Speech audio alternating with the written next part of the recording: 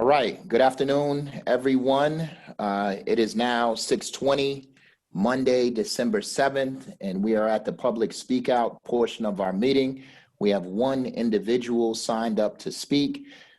Jay Latore, the floor is yours. You will have 2, maybe 3 minutes to speak to the council. If you need a little longer, then we'll certainly give it to you as we have our regular meeting at 6:30. So Jay, the floor is yours. Always good to see you.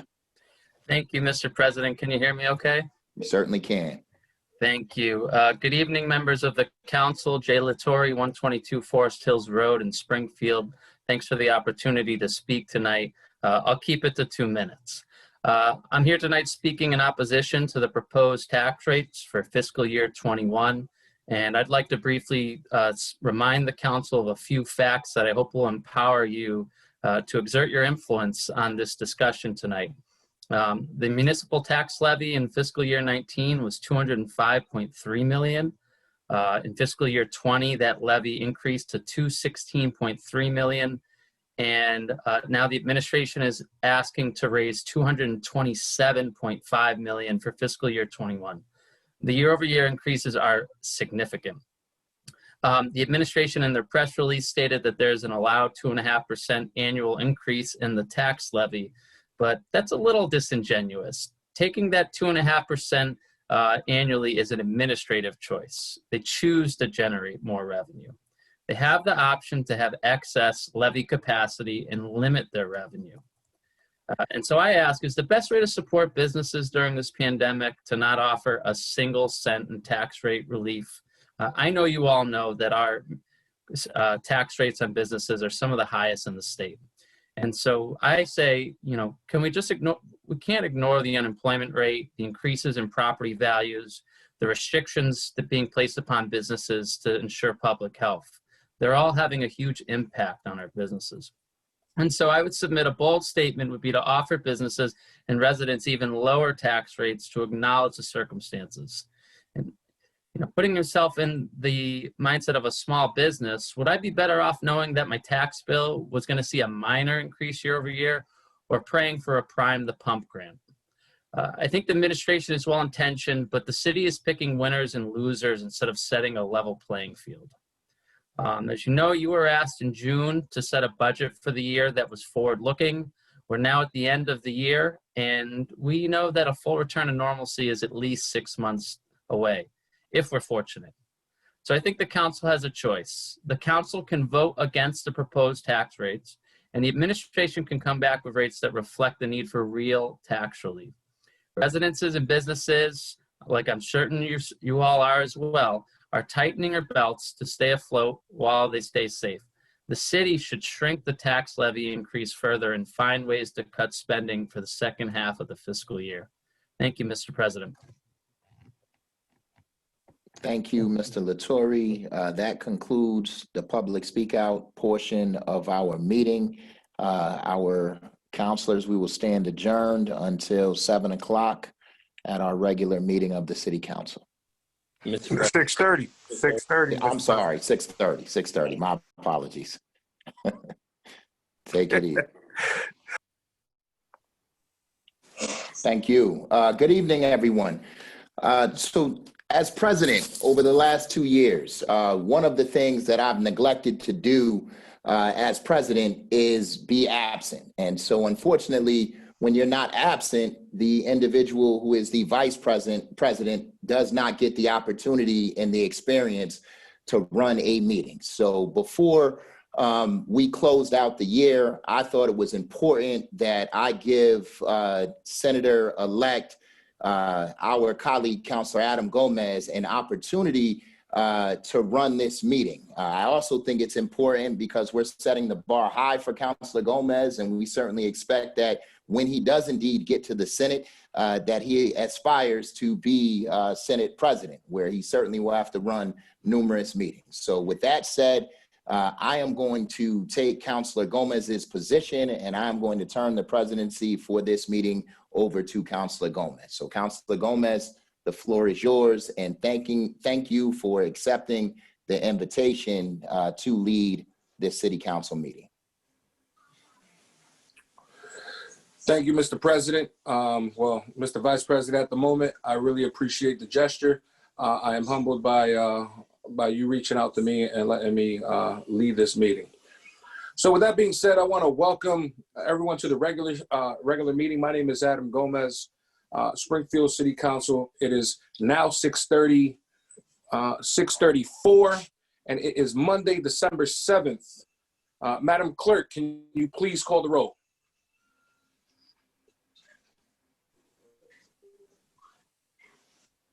Councilor Gomez, Counselor Hurst. I can't go in this. Okay, I'll swap the order. Councilor Hurst, Present. present. Councilor Whitfield,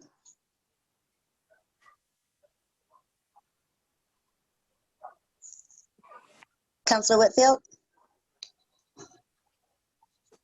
absent. Councilor Davila, Present. present. Councilor Fenton, Present. present. Councilor Curran, Present. present. Councilor Ramos, Present. present. Councilor Walsh, Present. present. Councilor Williams, Present. present. Councilor Allen, Present.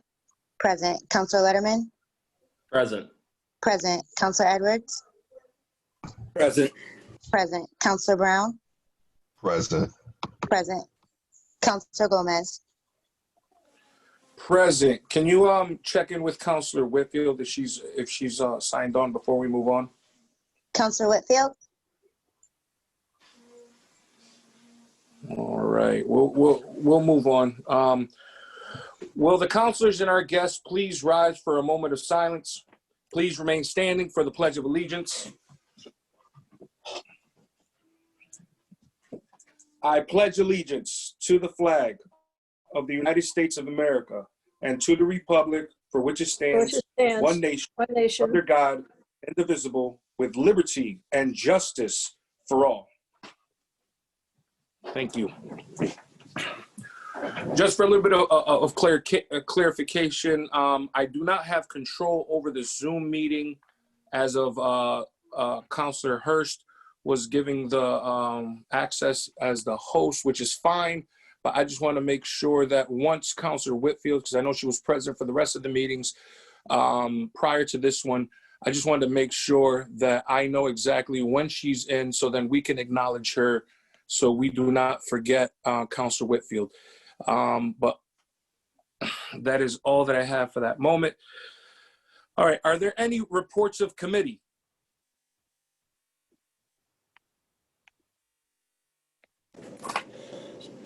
Hands up.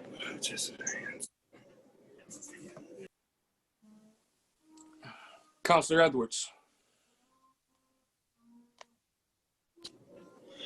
Thank you, Mr. Council, or Senator Gomez. On November 24th, the General Government Committee met.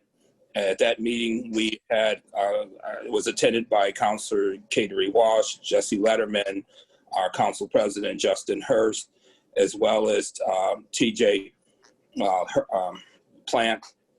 Mr. Gentile, representing the police union, was the president, as well as Chad Jacobs, representing the fire department.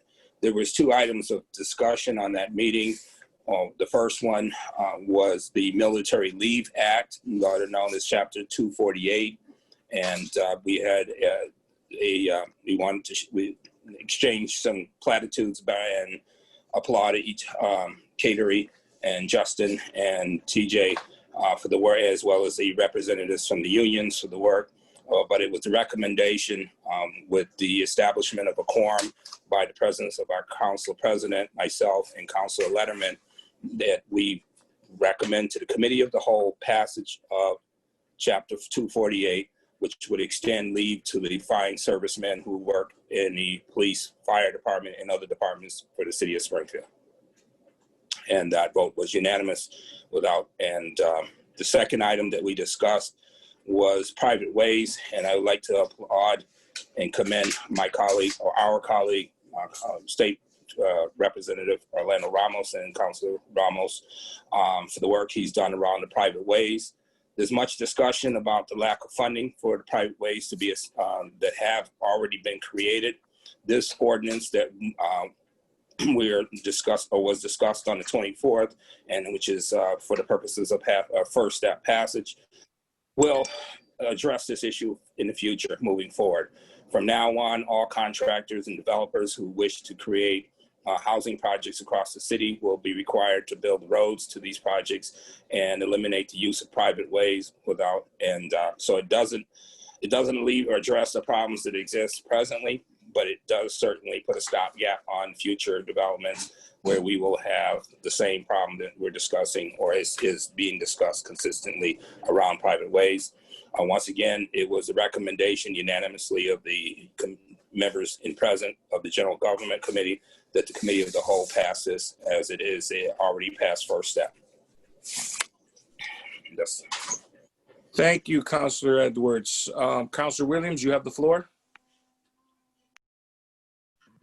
Thank you, Mr. President. The Maintenance and Development Subcommittee met last week with two agenda topics, one being the funding mechanism for private ways, and the other being the leaf collection pickup, for which residents have expressed concern over for some time now. So just with the first being, again, the funding for the private ways, we were joined by several counselors on that call.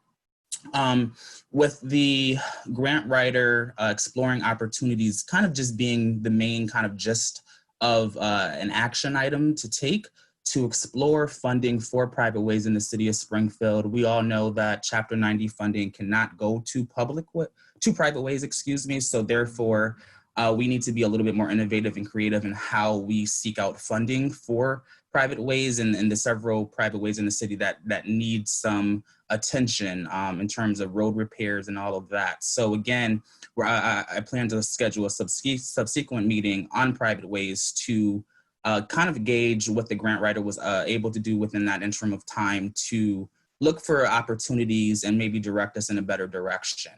The second item was the leaf pickup for the city of Springfield. DPW did admit that they were a little bit late this year due to some extraneous circumstances, and we'll be continuing the collection through December 18th around that time, or the first major snowstorm, whatever happens first. I did receive several calls and emails from residents throughout the city expressing, again, some concern around how long it was taking, and I'm still receiving those calls till today. So again, just want to state for the record that DPW will be continuing those operations every day, as they mentioned, until the majority, or if all, households will be taken care of in that regard. So just thank you for the opportunity to share that report from Maintenance and Development.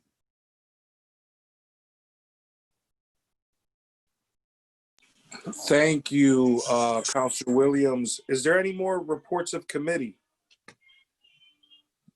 Is there any more reports of committee? Councilor Ramos, you have the floor.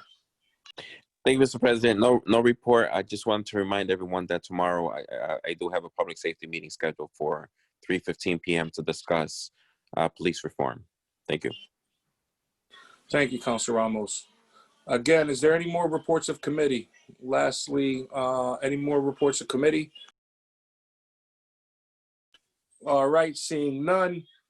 Madam Clerk, can you please call the roll on accepting the reports of committee? On accepting the reports of committee, Councilor Hurst. Yes. Yes. Councilor Whipper. Absent. Councilor Davila. Yes. Yes. Councilor Fenton. Yes. Yes. Councilor Curran. Yes. Yes. Councilor Ramos. Yes. Yes. Councilor Walsh. Yes. Yes. Councilor Williams. Yes. Yes. Councilor Allen. Yes. Yes. Councilor Letterman. Yes. Yes. Councilor Edwards. Yes. Yes. Councilor Brown. Yes. Yes. Councilor Gomez. Yes.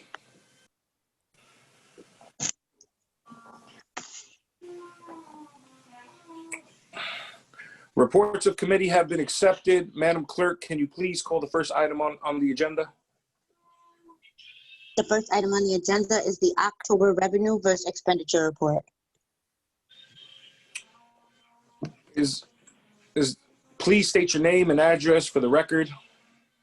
Thank you, Mr. President. Patrick Burns, 90 Clement Street, Springfield. Tonight you have the October revenue versus expenditure report. It represents 4 months of the fiscal year, or approximately 33.3%. Revenue is outpacing expenditures at this point, and that is a factor of the tax bills being due on August 1st and November 1st. So we've actually collected 45% of the taxes due. And that's why our revenue is outpacing expenditures at this point. That will catch up later in the fiscal year. Are there any questions or comments from the council regarding this report?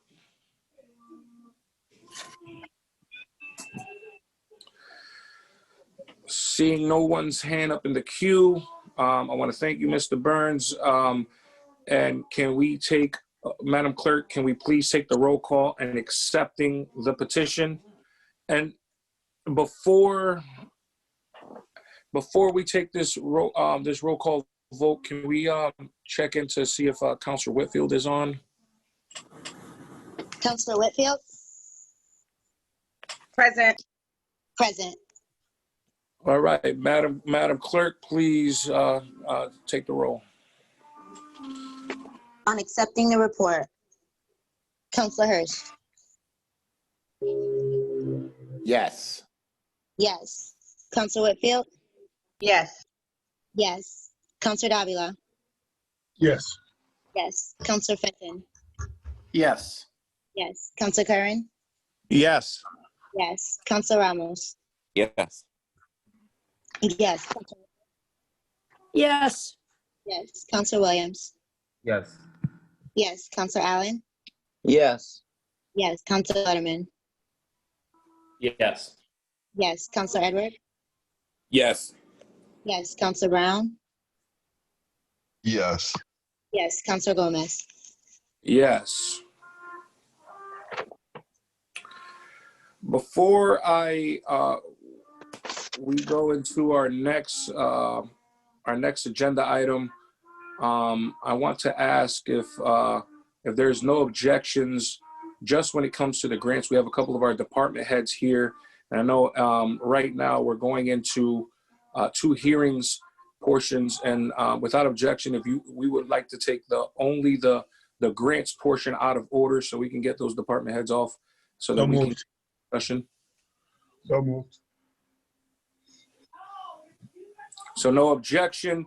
Madam Clerk, can we start with item, I apologize, items 4 through 7?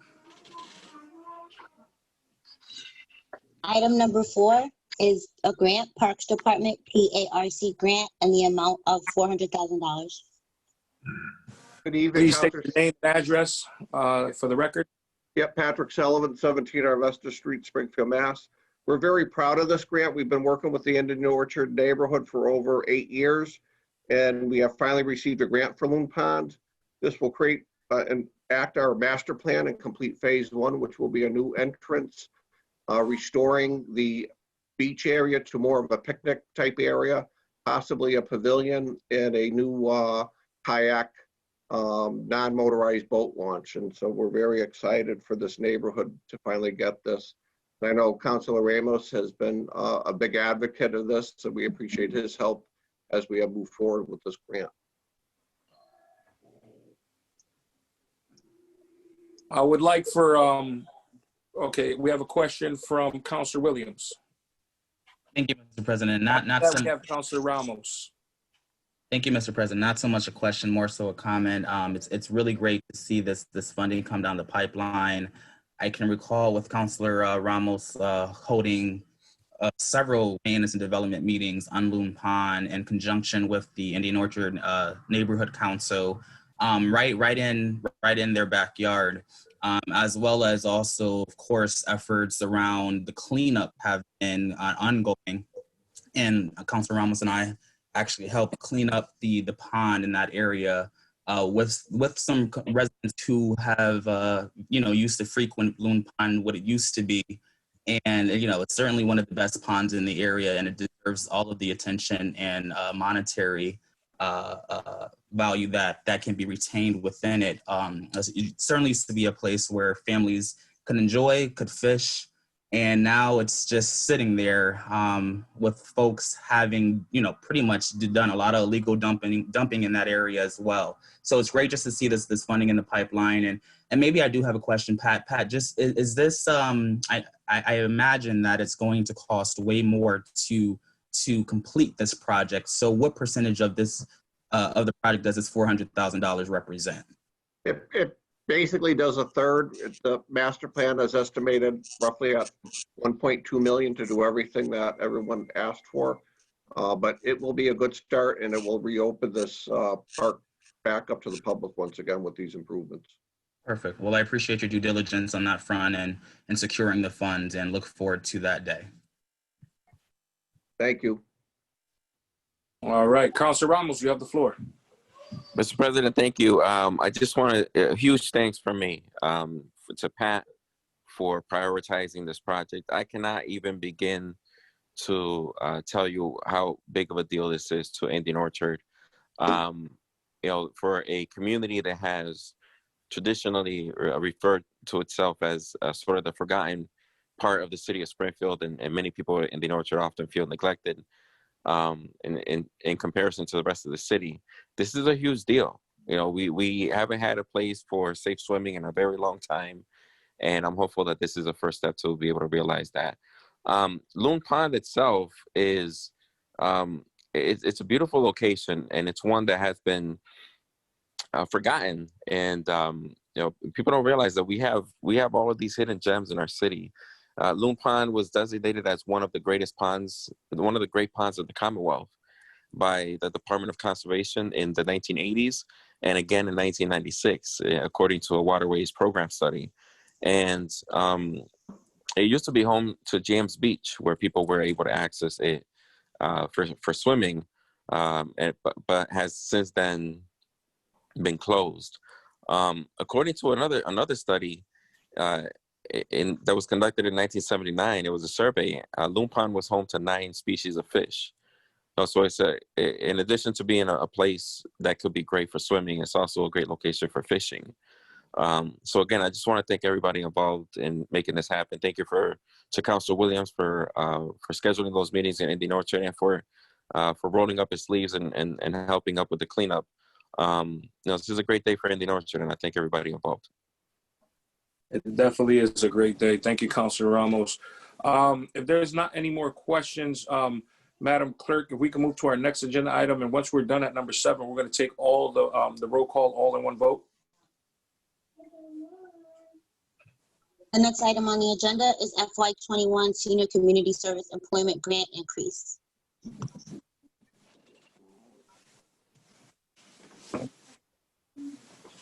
Good evening, councilors. I'm not sure if Sandy Federico is on the call. Sandy, are you on a call?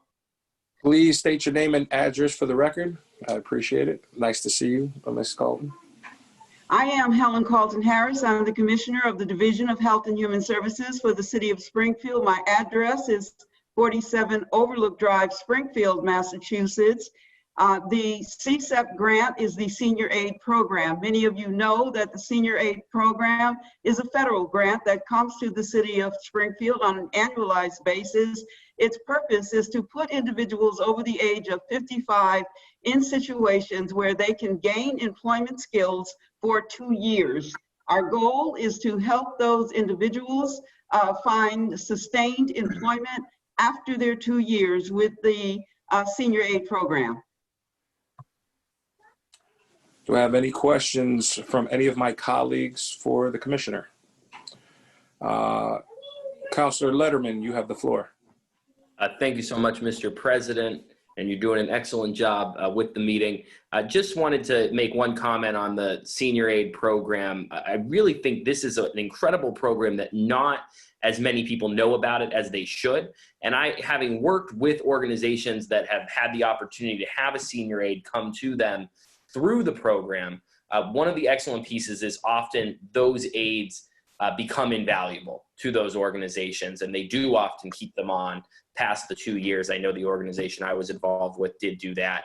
And so just an excellent opportunity for us to be able to continue to offer to individuals in our community who have so much to bring forward in that aspect. So happy to see us getting the grant renewed. Thank you, Councilor Letterman. Any more comments or questions for the commissioner before we move to the next agenda item, so then we can take it all in one vote? Seeing none. Madam Clerk, you can move on to the next agenda item. The next agenda item is a critical services COVID-19 grant increase. Good evening, councilors. It is I again. I am Helen Carlton Harris. I am speaking on behalf of the Department of Health and Human Services. This $100,000 grant comes to us from State Department of Public Health. Its purpose is to hire and assure that we have contact tracers in the department who are able to follow up with those individuals who are COVID-19 positive. This, as you know, is certainly a critical service for the city of Springfield. Any questions for the commissioner for any of my colleagues on the council?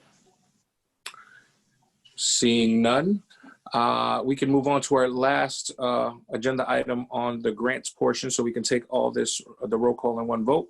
Number 7, Madam Clerk. Item number 7 is a police CIT grant. Is there anybody here to speak to this item? Again, is there anyone here? Hi, Mr. President. Okay, no problem. I was seeing if anybody from the police department was on. Not a problem. Your name and address for the record, and you have the floor. Thank you. Lindsay Hackett, Deputy CAFO, 80 Tamarack Drive in Springfield. This is a grant that we received for the police department for $80,000. It's to, let me pull it up here. It's to continue the crisis intervention team that's currently housed in the police department. The funding goes towards overtime expenses for the crisis intervention team, professional training, and the trainings are to maximize the knowledge and skills of officers working with individuals with a mental illness, and to properly facilitate and ensure appropriate treatment for the individuals that are trying to help. Any colleagues have any questions about this? Any questions, any comments? Councilor Victor Davila, you have the floor. Thank you, Mr. President. More of a comment as opposed to a question with regards to this CIT grant. As many of you know, myself, I am a paramedic in the city of Springfield, and recently I have gone back to work as a paramedic.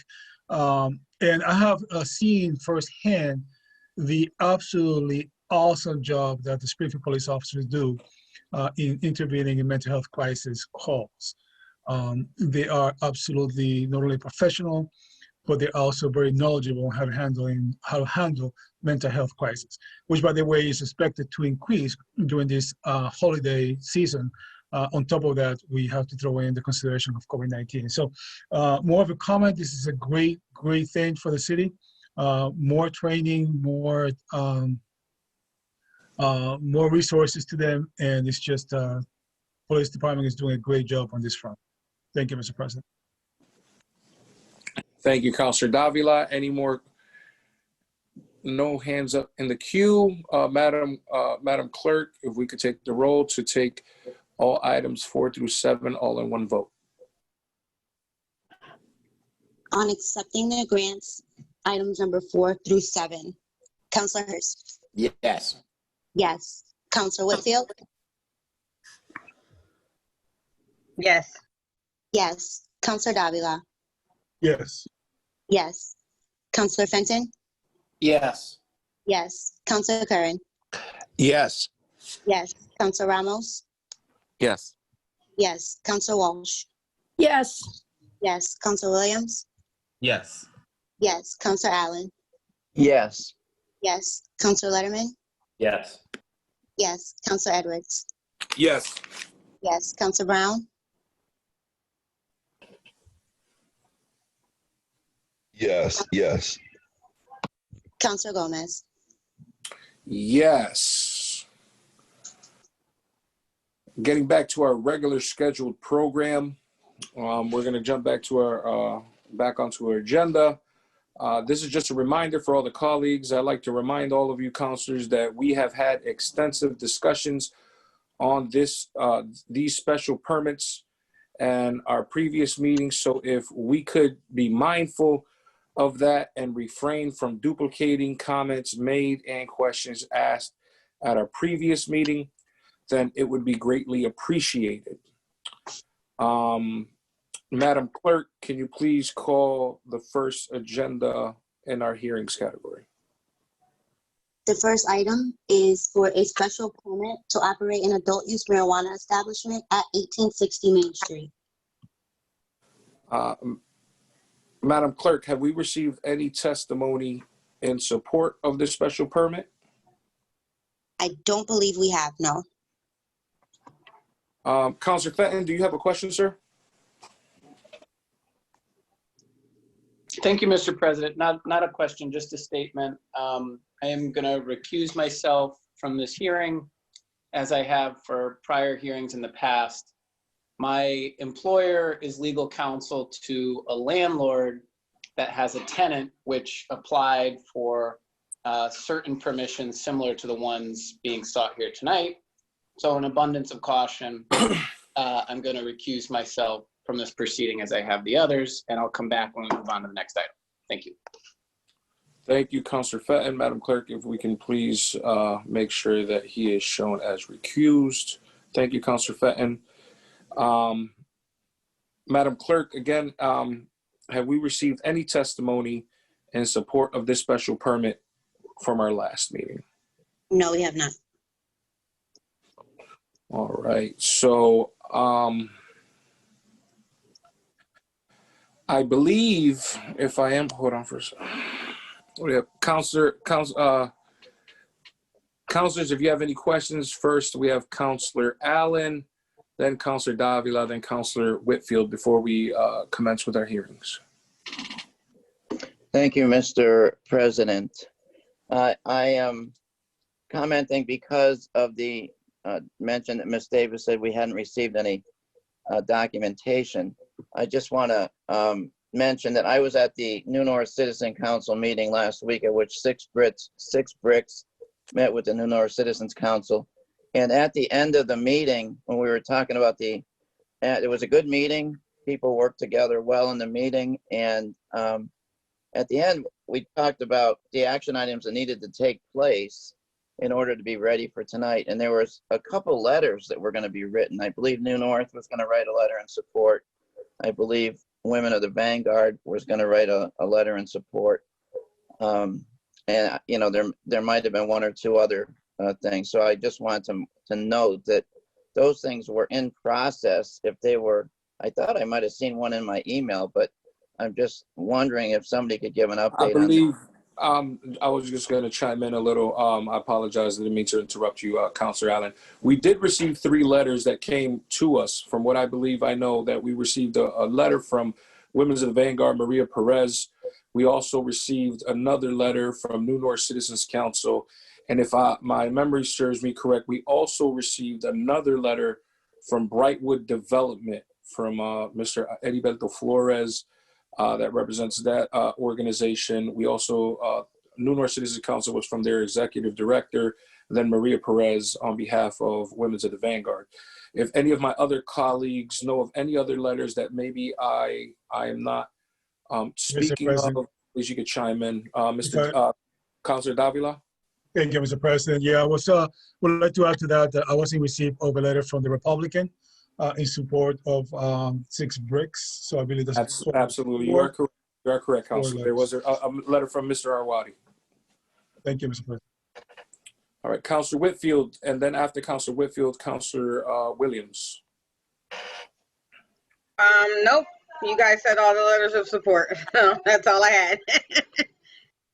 Councilor Williams, anything you might add?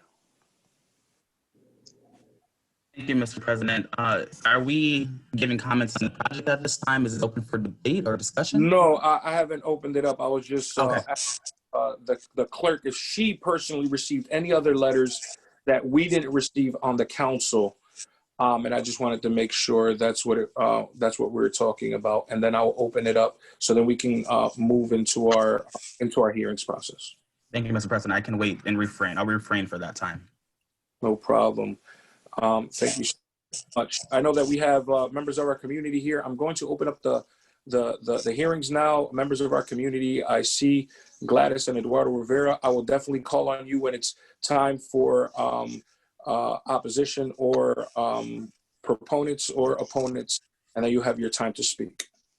You're just gonna lower your hand in the queue for now, and then I'll be right with you guys. All right, so if there's any testimony, the clerk hasn't received them. If somebody can do me the favor, if we have them in our emails, if any of us can forward them to Madam Clerk Tashina Davis so she can have them on record, I would appreciate that. Counselor. Yes, no problem. I just want to make sure that you have them on file, because a lot of the letters had came to us through our emails, and I didn't see that you were CC'd in any of them once I checked. So I want to make sure that you have them. If not, I'll make sure that you have those towards the end of the meeting. Is there anything that the petitioner would like to add or rebut from the last meeting? State your name and address for the record. I know that you had your hand up a moment ago, Ms. Peyton Shubrick. Yes, good evening. Peyton Shubrick of 6 Only Avenue in Springfield, Massachusetts. Good evening. Thank you so much, City Council President and City Councilors. I appreciate the opportunity to speak as CEO and founder of 6 Bricks LLC. I promise to be brief. However, before providing a formal update, I did want to thank each and every one of you that has reached out to my family, my partner, Elena Jimenez, my team, and I since the last meeting. Your concerns, guidance, and thoughts were truly appreciated and remains consistent with my experience since beginning this journey back in 2018. Also, a thank you to my parents whose dedication was seen as they went door to door to meet with the abutters to help in our effort of securing a special permit this evening. I appreciate you both. Since we last met, in addition to the letters of support from Springfield Housing Authorities, ABBP, Clean Slate, and the Law Office of Deborah Roberge, additional letters have been sent, as noted on the call, from the Republican New North Citizens Council, as well as, I believe, Plaza del Mercado and Women of the Vanguard. We also have meeting minutes from Lower Liberty Heights that I'd be more than happy to share with all of you that show support for the special permit this evening. Since we last spoke, my team and I have worked to implement and enhance ourselves in 3 areas. The first is community relations. We've introduced a community advisory board, which would consist of members from New North Citizens Council, Lower Liberty Heights, an employee from the Republican, as well as a potential employee from Wayfinders, and a patrol officer from the area. We would also have honorary seats for the Ward 1 City Councilor and Ward 1 School Rep. The goal with this advisory committee is to create constant communication, to be proactive as opposed to reactive regarding any comments, questions, concerns that folks may have, as well as to continue to build a relationship as we hope to secure the special permit this evening. The second area is around our charitable giving, as we further showcase how we are truly a unique entity. Being 100% owned by people of color and majority owned by women, we wanted to introduce what we're calling the Brick Benefit. This will be a bi-monthly giving effort in which we will select 6 nonprofits and donate a portion of revenue on a designated day to organizations that the team and I feel most passionately about. These organizations have been identified as Christina's House, the Gray House, the Women's Fund, Ride to Remember, the Puerto Rican Parade, as well as the Springfield Museums. This is really important to the team and I because it's different organizations we feel very passionately about and are personally involved with. Last but not least, an area that we've worked really hard to further communicate and refine is around communicating our security practices and protocols. We have implemented the 6 things you need to know before you go to 6 bricks, which is an attempt to communicate to our customers and the community at a high level. Things such as making sure they know to have their ID out and handy for the 3 security checks, making sure they understand transaction limits as per the CCC rules and regulations, education offered through our education programs, details about our safety team, as well as age restrictions and other information. It should also be noted that John Delaney has met with the Police Commission, and we continue to build relationships in that community. I truly appreciate the item in front of you all tonight for consideration, and my team and I look forward to hopefully providing revenue and jobs to the city of Springfield. Thank you for the opportunity. Thank you. Is there anyone present want to speak in favor of this special permit? Is there anyone here that is wishing to speak in favor of the special permit? All right, seeing none, let's close that portion. Now, is there anyone here to speak in opposition of this special permit? Anyone here that wishes to speak in opposition of this special permit? Seeing none, I would like to now close this portion of the hearing and open up the floor for any questions of my colleagues on the city council. This is the time to do so. So if there's anyone on the call that was wishing to speak in favor or not in favor, opposition, this part of the hearing is over. You will not be able to speak unless one of my colleagues asks and is not opposed. Right now in the queue, first question will come from Councilor Williams, then to Councilor Brown, then Councilor Walsh. Thank you, Mr. President. I will be brief, but I certainly first want to thank Peyton and the team for their due diligence in reaching out to the community for input and also seeking consensus. We were kept abreast as updates occurred, and that is the least we can ask for when petitioners are looking to set up shop in Springfield. I know several councilors have had issue with that in the past, so it's good to see one not following that mode. I certainly think it's an asset to potentially have both a woman and minority-owned cannabis operation right here in the heart of Springfield as well. And I just want to mention, while we are on the topic of cannabis, after discussions around this special permit conclude, as a city council, I encourage my colleagues to turn their attention to the next phase in this process. And I think I will use this opportunity to cite, as I have been for years now, that cultivation and other cannabis business applicants deserve the opportunity to compete. I have been in conversations with the mayor's office for some time now, and I have also received a public assurance that the next phase of the process will probably commence or will commence within the month of December after the regulations have been finalized, hopefully next week. So that is a notice to those looking to apply for those special host community agreements as well as special permits that the time is coming soon. You've waited long enough, and those folks deserve an opportunity to certainly apply and, like I said, compete in the marketplace for a license in that regard in the city. So again, going back to 6 bricks, Peyton, I just want to thank you for, again, your due diligence and your follow-up was superior when I think of petitioners that have come before us. And I will totally support this project and hope that you are successful in this endeavor and continue working with the community to address the concerns they have, as well as which is certainly an important aspect of this application as well. Thank you, City Councilor Williams. Councilor Brown, I see that you have your hand up in the queue. If you have any questions for the petitioner, you may ask. Also, after Councilor Brown, we have Councilor Walsh, then Councilor Letterman. Yes, I also I want to commend Peyton for her hard work.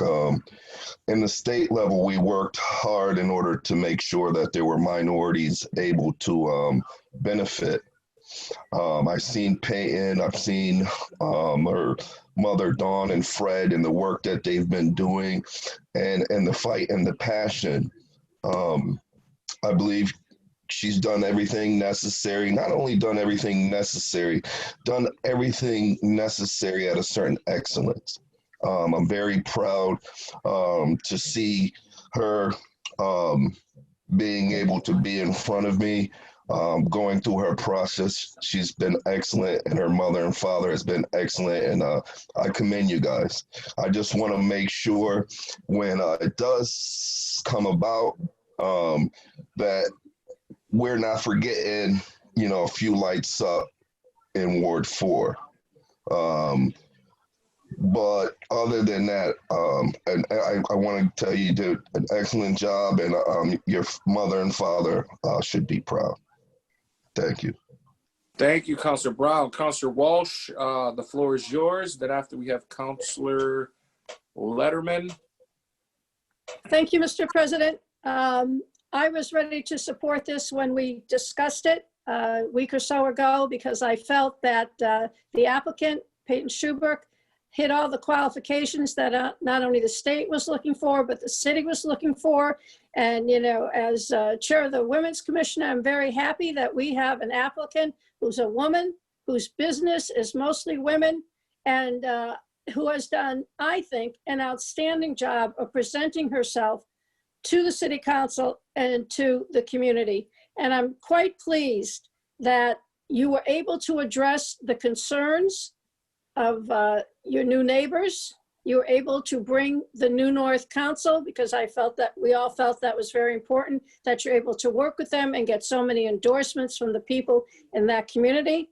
And I hope that we will have a very successful vote tonight, because I think you will bring not only jobs to the city of Springfield, but certainly you've brought pride to being a member of a family and having a family business that's going to work for everybody. So I'm anticipating a unanimous vote for you tonight. Good luck. Councilor Letterman, you have the floor is yours. Thank you very much, Mr. President. And my comments are going to be very similar to the comments that I made prior to our last approval of Six Bricks special permit at their previous location, which is really just to say that the professionalism with which Ms. Schubrick and her team have brought this proposal forward, I really believe is second to none.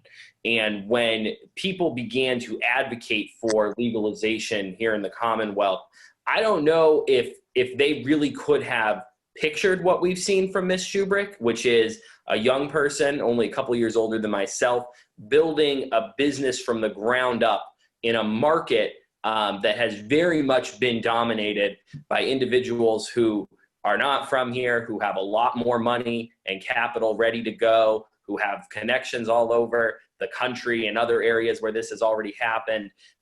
What Ms. Schubrick has done is really nothing short of amazing. And at the last meeting, I encouraged, along with my colleagues, Six Bricks and Ms. Schubrick and the entire team, to have more dialogue with the community, which I'm really glad to see has happened, because we saw how successful their proposal was at their previous location because of that level of professionalism that they bring. And I think the letters that we have received since the last hearing show that they are carrying that through. And so I am very excited to approve this particular permit again tonight, and to see this business come to fruition in Springfield.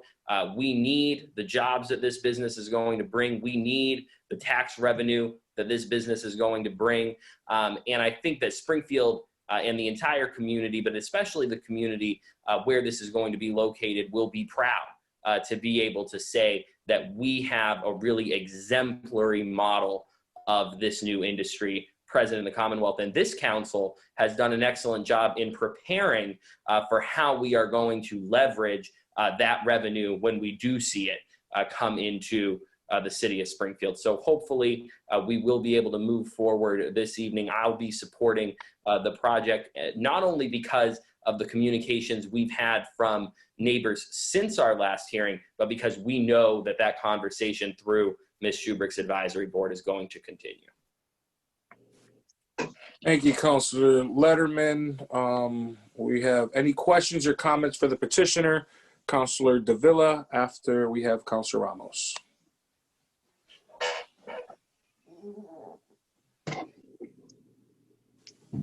I'm sorry, Mr. President, are you yielding to myself or Councilor Ramos? Councilor Davila, you have the floor. After Councilor Ramos. Thank you, Mr. President. By the way, Mr. President, I am personally proud of you running the meeting today, sir. It has a lot of personal meaning to me. So good job on your performance. Mr. President, I am, and Ms. Payton, first I need to acknowledge and compliment you. I am totally impressed as to how you have handled bumps in the road. I have no doubts whatsoever that you're going to be a great addition to the downtown area. You are going to be a great business partner for the city of Springfield. You are going to create jobs. You are going to bring revenues. And I have to say that I am also on the personal level pleased that there's a little bit of poetic justice here. We know that the criminalization of marijuana had directly impacted our minority communities. And to me, on the personal level, to see a young Afro-American lady like yourself being the pioneer and spearheading this new creative business, it brings me nothing but joy in my heart. So my compliments to you on that, Peyton. And I'm also pretty impressed with your 3 items that you highlighted today: the advisory board, the great birthday benefit, and the 6 things to know. I wanted to acknowledge you publicly, celebrate your success, and I will be very pleased to support your petition today. Thank you, Mr. President. Thank you. We have Councilor Ramos. And then after Councilor Ramos, we have Councilor Allen in the queue. Mr. President, I have a comment, so I'll just wait for you to close the hearing and then I'll give my final comments. No problem, Mr. Ramos.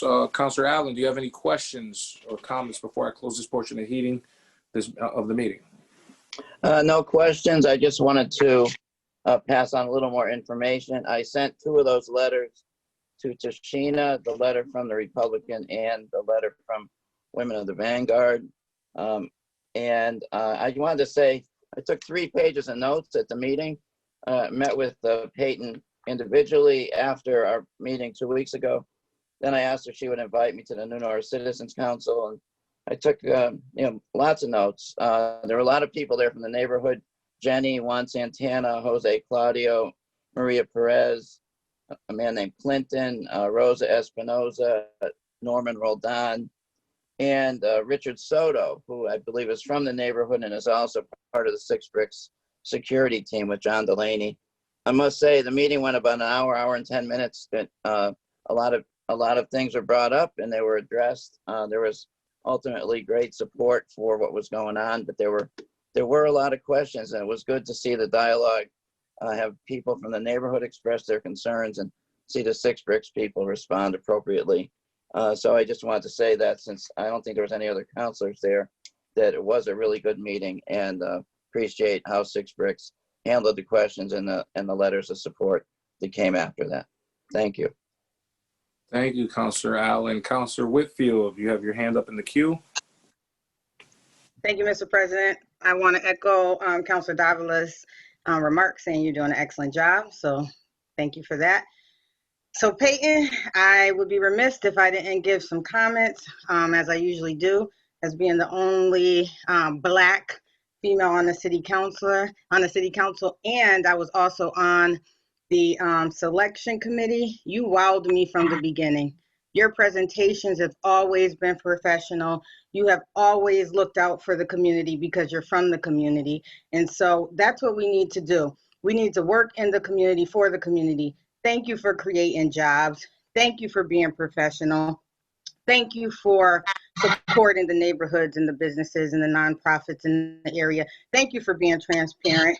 Thank you for just your willingness to meet with all these organizations after you already have, after you've already invited them, after you've already provided the information that they asked for. Maybe they didn't get it in time, maybe they didn't read it in time, but I know, and the reason that I know is because you always send it to me too, and you always invite me too. And so I just wanted to say thank you for your professionalism. And if we get a portion of this professionalism out of your business, we are very blessed in Springfield. We are one Springfield divided into 16 neighborhoods, but one Springfield, and you bring out the best in the city of Springfield. And I am so proud of everything that you've done, everything that you're doing. And I'm not saying just you, I want to thank your team as well, because I know that we don't do anything in a bubble. So team, I want to say thank you to all of you too. Thank you for meeting with the police officers.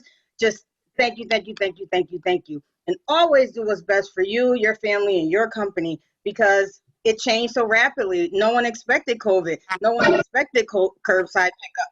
No one expected delivery to open up this fast.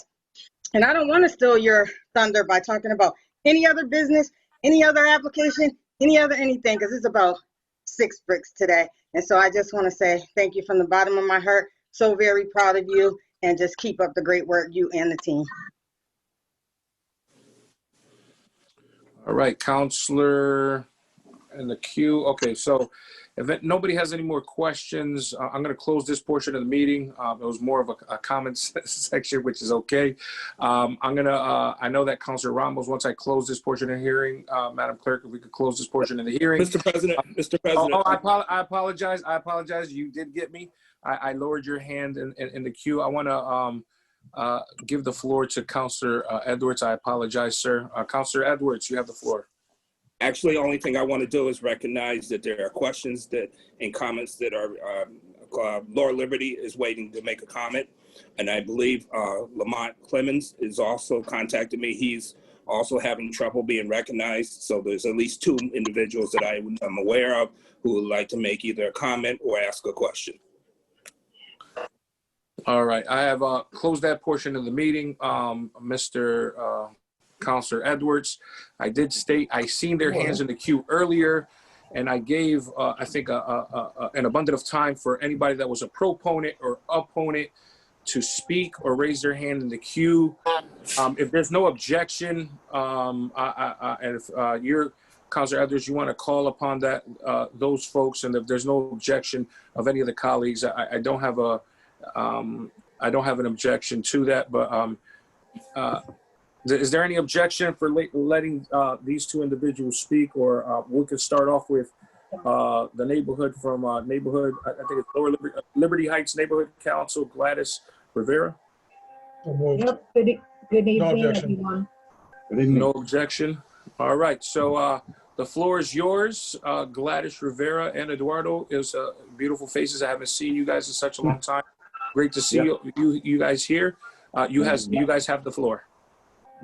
Good evening, everyone. Thank you for listening to us. We want to first and foremost thank Elena Jimenez for attending our neighborhood council meeting back in October. She did a wonderful job explaining, answering our questions. We did provide meeting minutes, and they're out there for transparency purposes.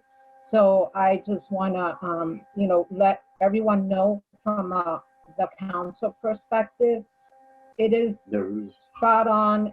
We totally support it, being a family-owned business, a business owned by women, minorities. First and foremost, that they will provide awareness about the cannabis in the community.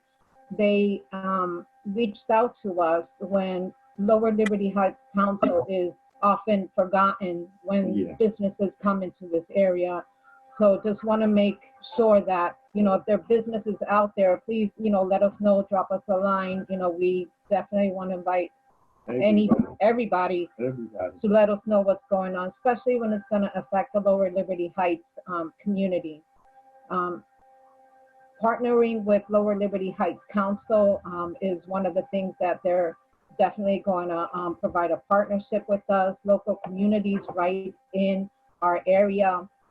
Also, in providing our support and thanking Ms. Jimenez for the great job in the meeting, we wanted to ensure that we are kept abreast of creating an educational component involving some type of program for the community and collaborate with us, the councils, to create this educational component, a safety plan, a readiness plan, a partnership in all of the community events that we have. I just want to be transparent as much as possible because it will have an opportunity in the air as one of the first in the community. So thank you, Ms. Jimenez. Thank you, Ms. Strumbrock, and to the councils for letting us speak. Thank you. Thank you, Gladys and Eduardo. I know that our next, we have another gentleman that wants to speak, named, I believe you said it was Mr. Lamont Clemens, Councilor Edwards. If there's no objection, Mr. Clemens, you have the floor. Okay, so I just as a local former president of the neighborhood council in McKnight, and as just a local business person, and actually we currently have one of the larger minority companies in the state right now. I can just honestly say that what Peyton and her team has done is nothing sort of amazing. I just wanted to duplicate that from the community. I'm sure, you know, similar to what City Councilor Tracy Whitfield just shared. I mean, it's just exceptional. I've watched this young lady literally go through the process, battle against a lot of different moving parts, and be able to really put herself in position where she deserves to get and she deserves to actually have her dispensary open up. And it's just, you know, I just think it's really exceptional. I think that we're all in a position where we're witnessing something really far beyond a lot of things exceptional that can happen, as far as like the underdog coming in and really being able to win. And the fact that she's a young Black female is obviously amazing, and a female of color just in Springfield being able to win, being in position to have a dispensary at this age. I mean, I think it's just exceptional. I think this is just the beginning for her, and the sky's the limit. I have no doubt in my mind that she will do some amazing things, even far above and beyond what we've already seen. So I just kind of wanted to speak from the community perspective and share. And I think it would be surprising for this not to be an absolute home run for everybody, given what everybody has seen transpire over the last 1,000 years in this community. So I think this is exceptional. So I just wanted to comment just from myself. So that's it. Sorry, we can continue. You don't have to be sorry. Thank you, Mr. Clemens. I want to close this portion of the hearing right now before there's any further debate amongst the council. Seeing none, council, this requires a 2/3 roll call vote for the council for passage. Madam Clerk, can you please call the roll? Excuse me, I apologize. Madam Clerk, can you hold on for a second? Councilor Ramos, you have the floor. Thank you, Mr. President. I just wanted to reserve my comments for the actual comment portion of this hearing. Thank you for giving me an opportunity. I just want to say for the record that there's a reason why we continue to refer and commend Ms. Payton on her accomplishment as being the sole minority licensee or potential licensee here in the city of Springfield. We have a piece of state legislation, the marijuana law, that was specifically crafted to give individuals like her an opportunity to thrive in this business. And there's a reason for that, because historically Black and brown people have been disproportionately impacted by the war on marijuana. And this law was crafted with the intent of being benefiting those who have been disproportionately impacted. And even with all of the time and effort that was put into creating this law, there is still a very small percentage of minority applicants. I don't know the exact number. I'm sure Ms. Schubrick has a better idea of exactly what it is. But there are still a very small percentage of applicants that are of color that have been approved for a marijuana license. So I want to echo what everyone has been saying. I want to commend her for her efforts and not giving up and putting together such a wonderful plan for our city. I wish her the best success her success is our success because, as you know, we have the benefit of collecting a revenue from this sort of business, and the more business that they, the more successful that they are, the more successful we are as a city. So I wish you the best of luck. And I want to say this again because you've heard me say it a million times.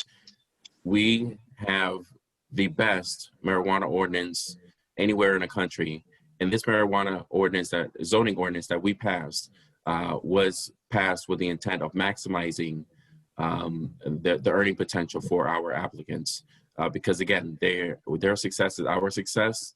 And I wish you the best of luck. And I'm wholeheartedly supporting this application tonight. Thank you, Mr. President. Thank you. So I'm going to say this one last time. I'm going to close this portion of the meeting.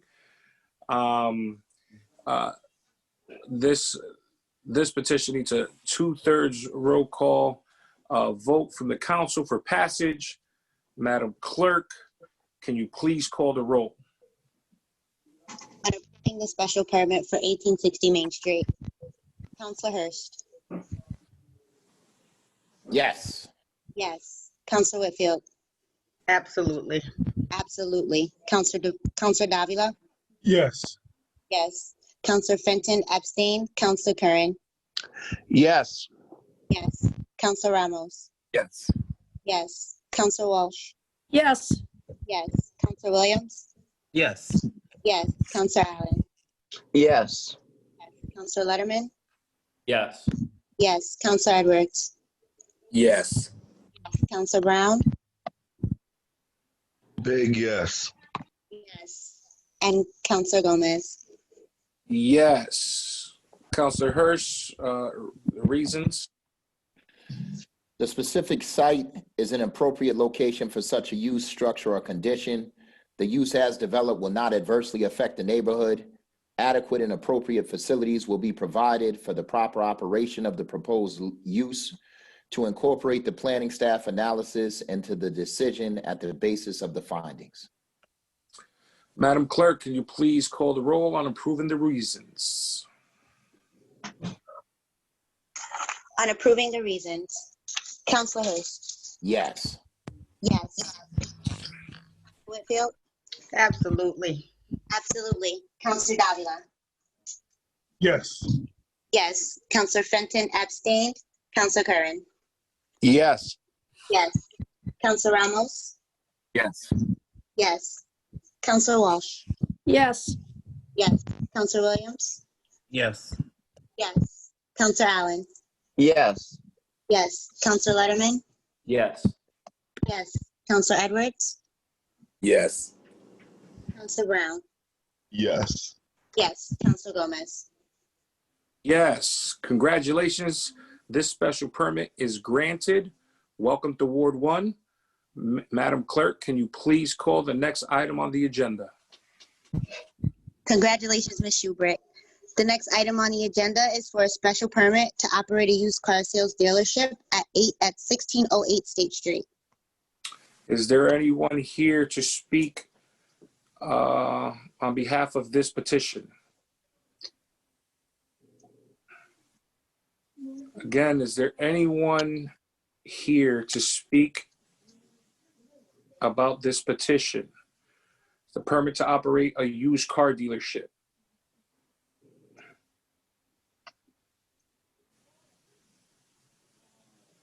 Seeing no one here, is there anyone here? Phil, did the applicant or the petitioner know that he had to be here today, or did we get? Yeah, this is Phil Trom. I actually did send him the link. So I know he did make a presentation last time. I did indicate that he should be here in case there were questions. Hello, my name is Doc Perry. Oh, there he is. Okay, there you go. Okay. Thank you, Phil. Mr. Perry, welcome back. We are here to listen to the second portion of your hearings. If you have anything that you would like to add or rebut since the meeting. But before you get to that portion, I just wanted to make sure you're here. Madam Clerk, did we receive any correspondence from the neighborhood or anybody in favor or opposition in writing? Not that I'm aware of, no. We received no testimony. All right, just a quick another question to any of my colleagues. Did anybody receive any kind of letter or anything pertaining to this special permit? All right, seeing none, the floor is yours, sir. Hello, my name is Doc Perry. I came in front of the council a couple of weeks ago for a special permit to operate 1608 State Street as a used car dealership. As I said during the last meeting, I've cleaned the place up, made it look good, got up a new sign recently, painted the inside. I've been working to make it look really good. I had the Pine Point Community Council come by a couple of weeks ago. They looked the place over and they voted unanimously yes, that they were okay with me being there and operating a car lot there, which I was very proud of. And I think that's probably about it. All right. Is there anyone here to speak in favor or rebut? Well, let me start over. Is there anyone here speak in favor of this petition? Seeing none, is there anyone here to speak in opposition of this petition? Seeing none, I'm going to close this portion of the hearing. Any questions from my colleagues on the council for this petitioner? We have Councilor Brown. The floor is yours. When you are actually going through your, you're doing used vehicles, correct? Yes, Counselor. Now, the banking system, is that high interest banking with people with credit issues? Is that kind of where you're going, or subprime banks? Or are you is that the only thing you're gonna offer? No, Counselor. The majority of my cars are going to be under $3,000. It's going to be mainly cash, but inexpensive cars, $1,500 to kind of $3,000 range, Counselor. And what about as far as the actual warranties? I came from the car business when I was younger, so I do understand you offer warranties, because you do know when you go get wholesale pieces, there could be issues. Are you willing to work with people who have issues?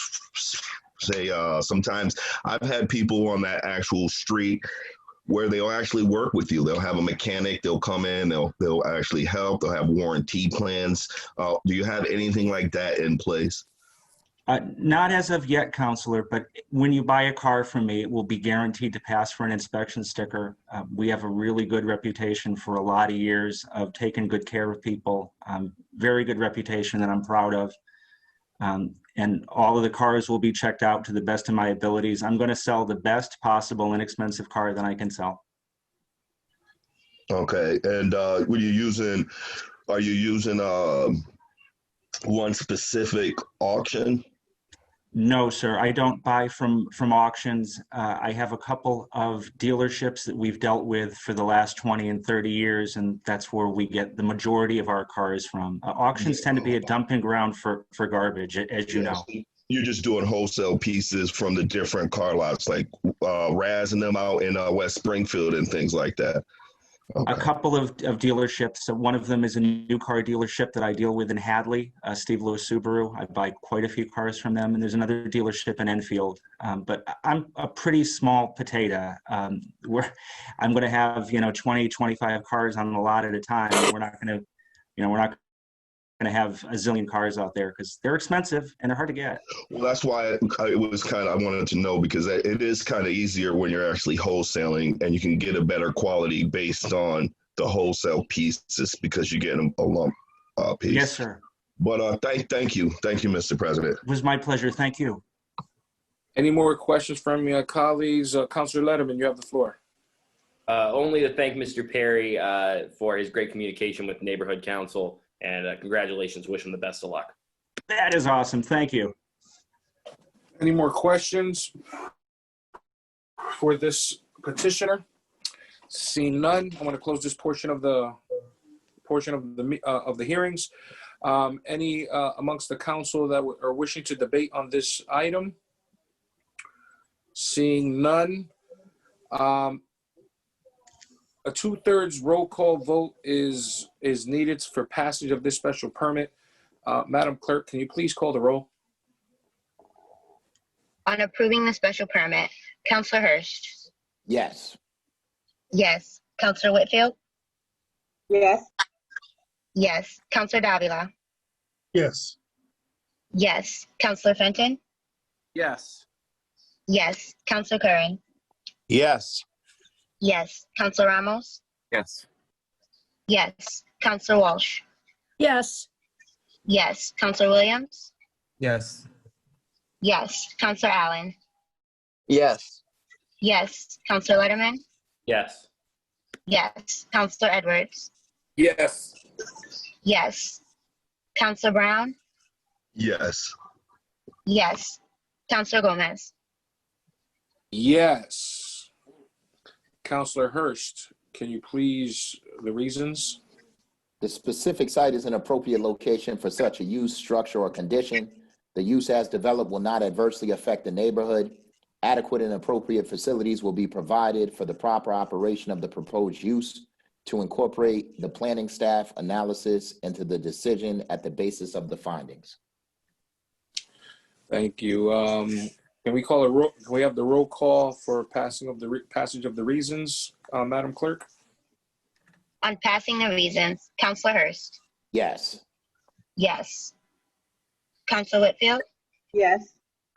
Yes. Counselor Davila. Yes. Yes. Counselor Fenton. Yes. Yes. Counselor Curran. Yes. Yes. Counselor Ramos. Yes. Yes. Counselor Walsh. Yes. Yes. Counselor Williams. Yes. Yes. Counselor Allen. Yes. Yes. Counselor Letterman. Yes. Yes. Counselor Edwards. Yes. Yes. Counselor Brown. Yes. Yes. Counselor Gomez. Yes. Congratulations. This special permit is granted. Madam Clerk, can you please call the next item on the agenda? Congratulations. Thank you so much. The next item on the agenda is for petition for Verizon at Wilcox Street. Please state your name and address for the record, and whoever is going to speak for this item. Is there anyone present to speak on this petition? Please state your name and address for the record.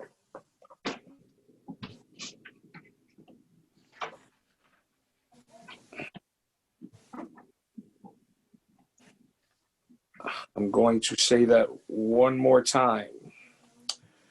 Please, if there's anyone here to speak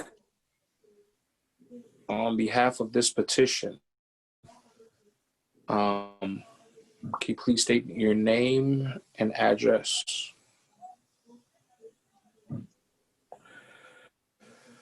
Madam Clerk, do I see a motion to, is this agenda item number 8? I This apologize. is agenda item number 3. Number 3? I apologize. Verizon Wilcox Street.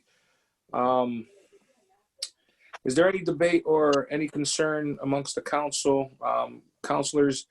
Do we want to talk about this a little bit?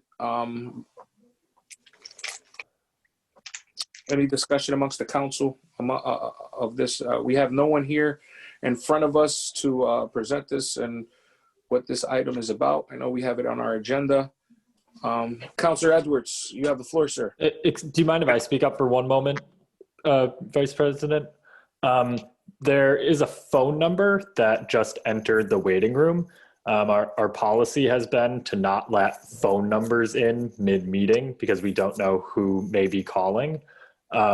Do we want to admit them and see if there's someone who's trying to speak in favor of this petition briefly?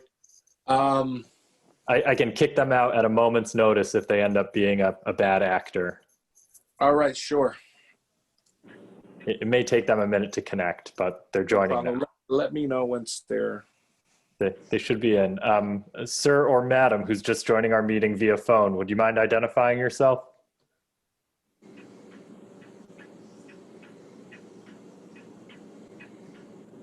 I think that telephone number just left. All right.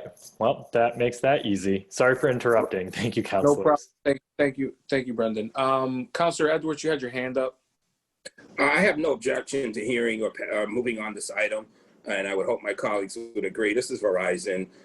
This is not somebody an entity we don't have a relationship. They do business with us on a regular. They are probably the largest telephone carrier in the city of Springfield. I see no reason why, even without their presence, that we can't hear this item. Any of my colleagues have any questions or any debate on this petition? Seeing none. Okay, we have Councilor Letterman. You have the floor. Thank you, Mr. President. I mean, it appears to simply be a phone pole that they want to install, which I'm fine with. Councilor Edwards, I think this is in his district, and he's indicated he'd like it to move forward. If we could just have some communication, perhaps through our administrative assistants with Chris Signoli, just to understand why no one was here on this particular item, that for future reference, that'd be good. No problem. Noted. Seeing no other questions or debate on this item, the ward councilor sees no reason why not to hear this to a vote. So, Madam Clerk, please let's roll call, please. On accepting the petition, Councilor Hirsch? Yes. Yes. Councilor Whitfield? Yes. Yes. Councilor Davila? Yes. Yes. Councilor Fenton? Yes. Yes. Councilor Curran? Yes. Yes. Councilor Ramos? Yes. Yes. Councilor Walsh? Yes. Yes. Councilor Williams? Yes. Yes. Councilor Allen? Yes. Yes. Councilor Letterman? Yes. Yes. Councilor Edwards? Yes. Yes. Councilor Brown? Yes. Yes. Councilor Gomez? Yes. This permit has been approved. Madam Clerk, can you please call the next agenda item? The next agenda item is item number 8. It's a transfer stabilization reserve to Law Department. Please state your name and address for the record. And you have the floor, whoever's here to speak on behalf of this agenda item. Good evening. This is Edward Pakula, City Solicitor. I live at 17 Beaumont Street here in Springfield. I'm joined tonight with Deputy City Solicitor Lisa D'Souza. We are here tonight seeking a transfer for funds from the stabilization reserve to the Law Department's settlement and judgment account. In our resolution of a series of cases involving police department. They date back over a number of years. None of them originate during the time of the current administration. There are 3 basic clusters of cases. The first involves Mark Shand and his family, which was a lawsuit that resulted in a judgment of $27 million in September of 19. The second involves a lawsuit involving a Mr. Rolando Panate that involves another alleged wrongful conviction. And the third involves some plaintiffs whose lawsuit alleges wrongful arrest and a malicious prosecution dating back to 2016. The total amount of the transfer we are seeking to settle all of these cases is $6,809,000.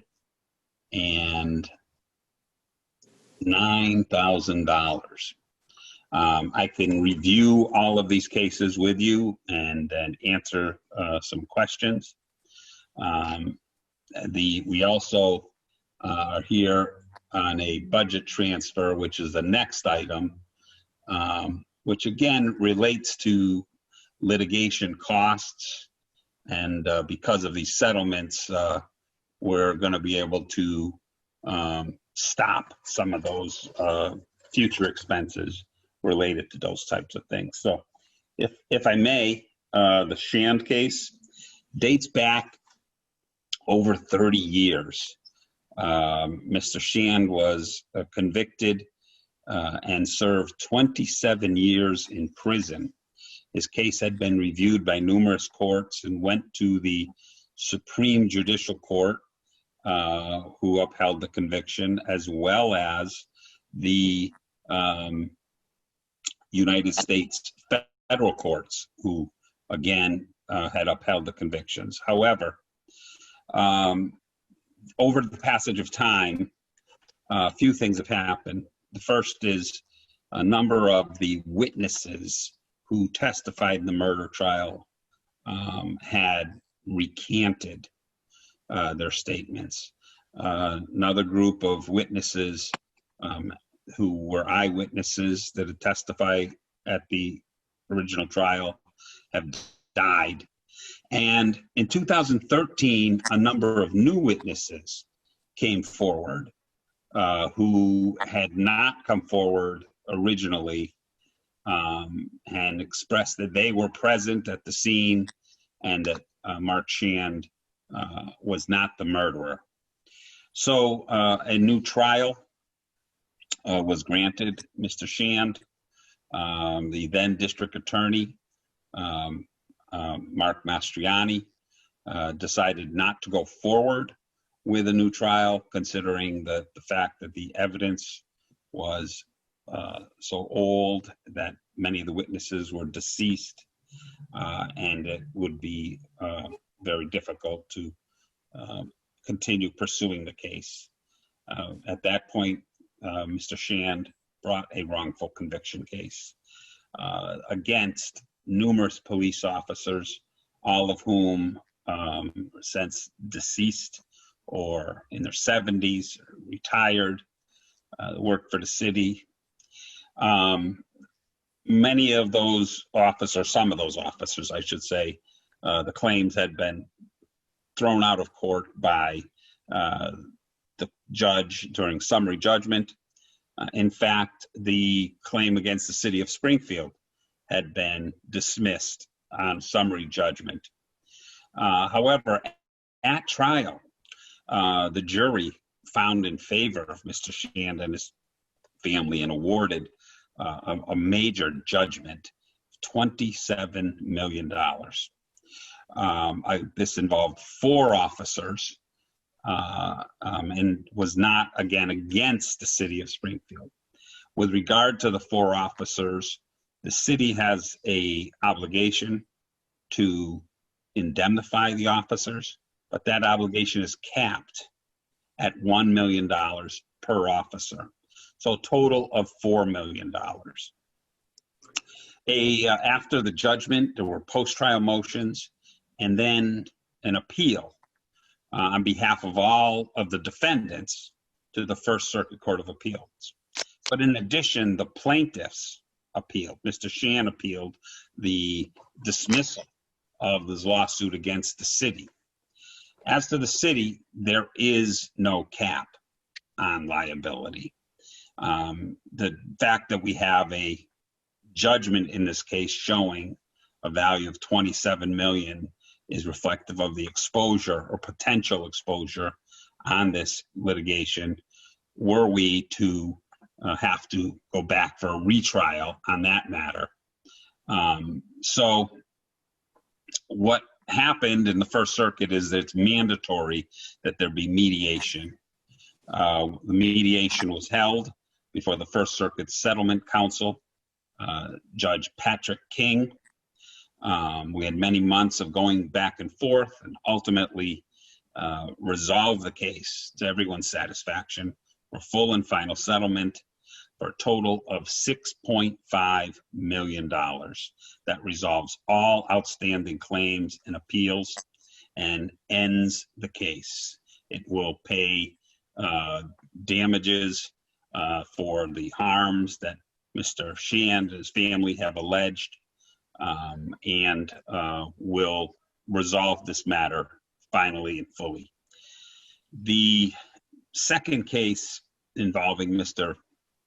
Rolando Panate is a lawsuit that also is based on wrongful conviction. Mr. Panate's claim dates back to 2011, and his case involved a narcotics arrest.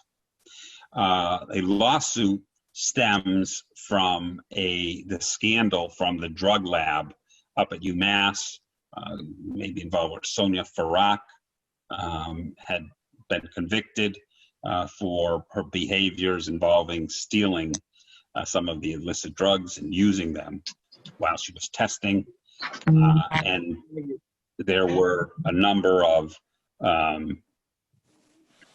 state police officers, a number of Department of Public Health officials, the Commonwealth, and all of those charges, some have been dismissed, some are still pending.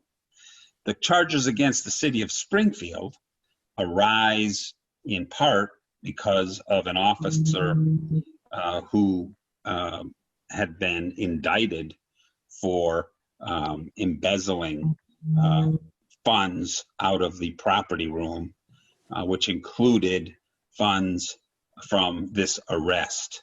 The evidence that was submitted in Mr. Panate's case of the currency used in the transaction that was seized during the search warrant, as it turns out, had not been in circulation at the time of the arrest, indicating that the cash of whatever was seized had been replaced after the arrest with some other funds.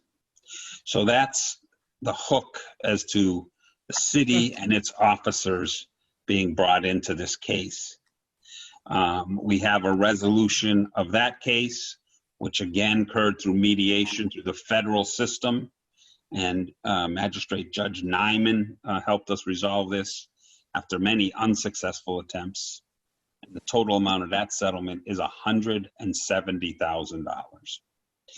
And then the final case involves a effort, our officers being involved in enforcing a no trespass order.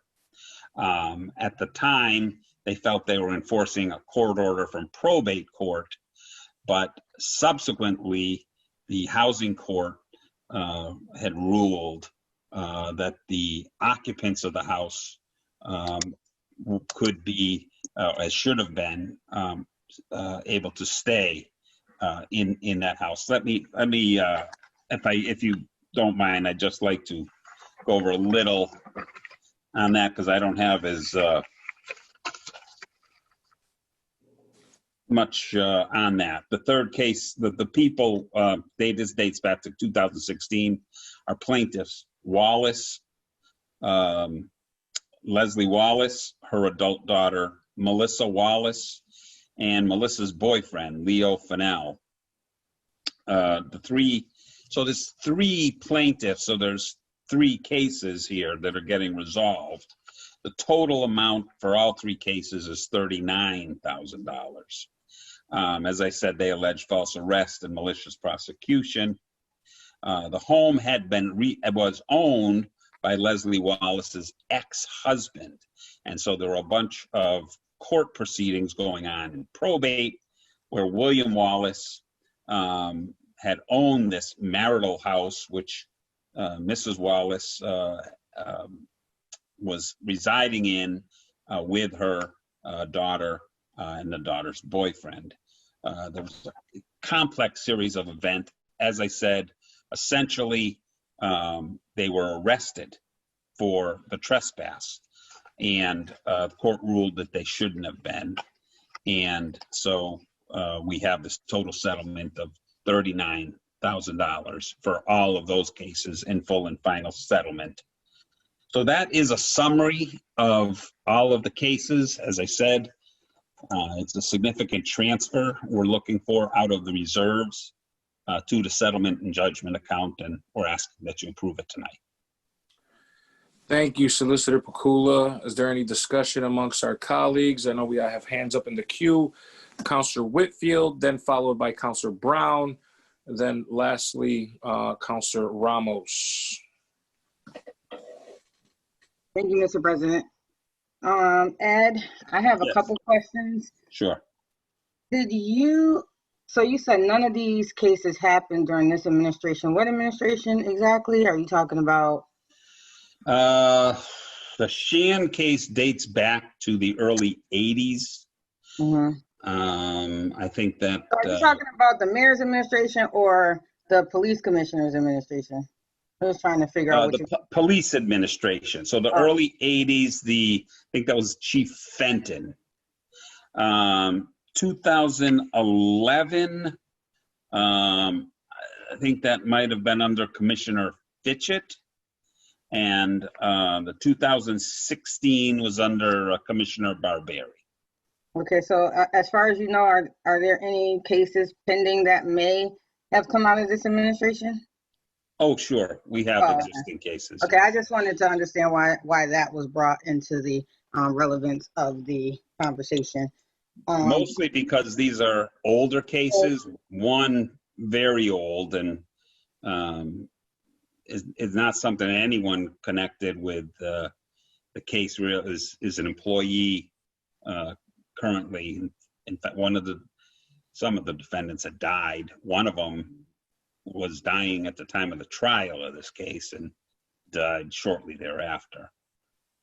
Okay. Do you know how much we paid out in claims since 2010 with this included? I can get that to you. I can tell you it's millions. This is an anomaly. We don't have, I don't know of any cases that would come close to this one. Yeah. But the Shan case, speaking of. But, you know, every year we seem to have one or two bombs that we have to deal with, ranging from, you know, a million or more. That seems to be a trend that we're facing that is not just us, but is a nationwide. And as I said, I think that well, I had said before, I thought that this situation wasn't going to get worse before it was going to get better. I think now we're turning the corner, and this is probably the high water mark. Okay. Yeah, we got to get those bombs under control. I think I mentioned, I asked in a meeting for what reforms. We had this DOJ report, and I asked you for a list of what reforms are being done in the police department. I think you said this Friday. Yes, but as in my work on this, I believe there's a subcommittee meeting tomorrow.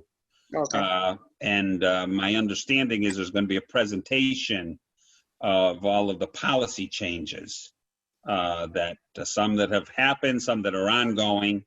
But I believe that presentation actually is going to have a PowerPoint with some slides on that. So I want to make that part of the whole written, because you would ask for something in writing. Yes.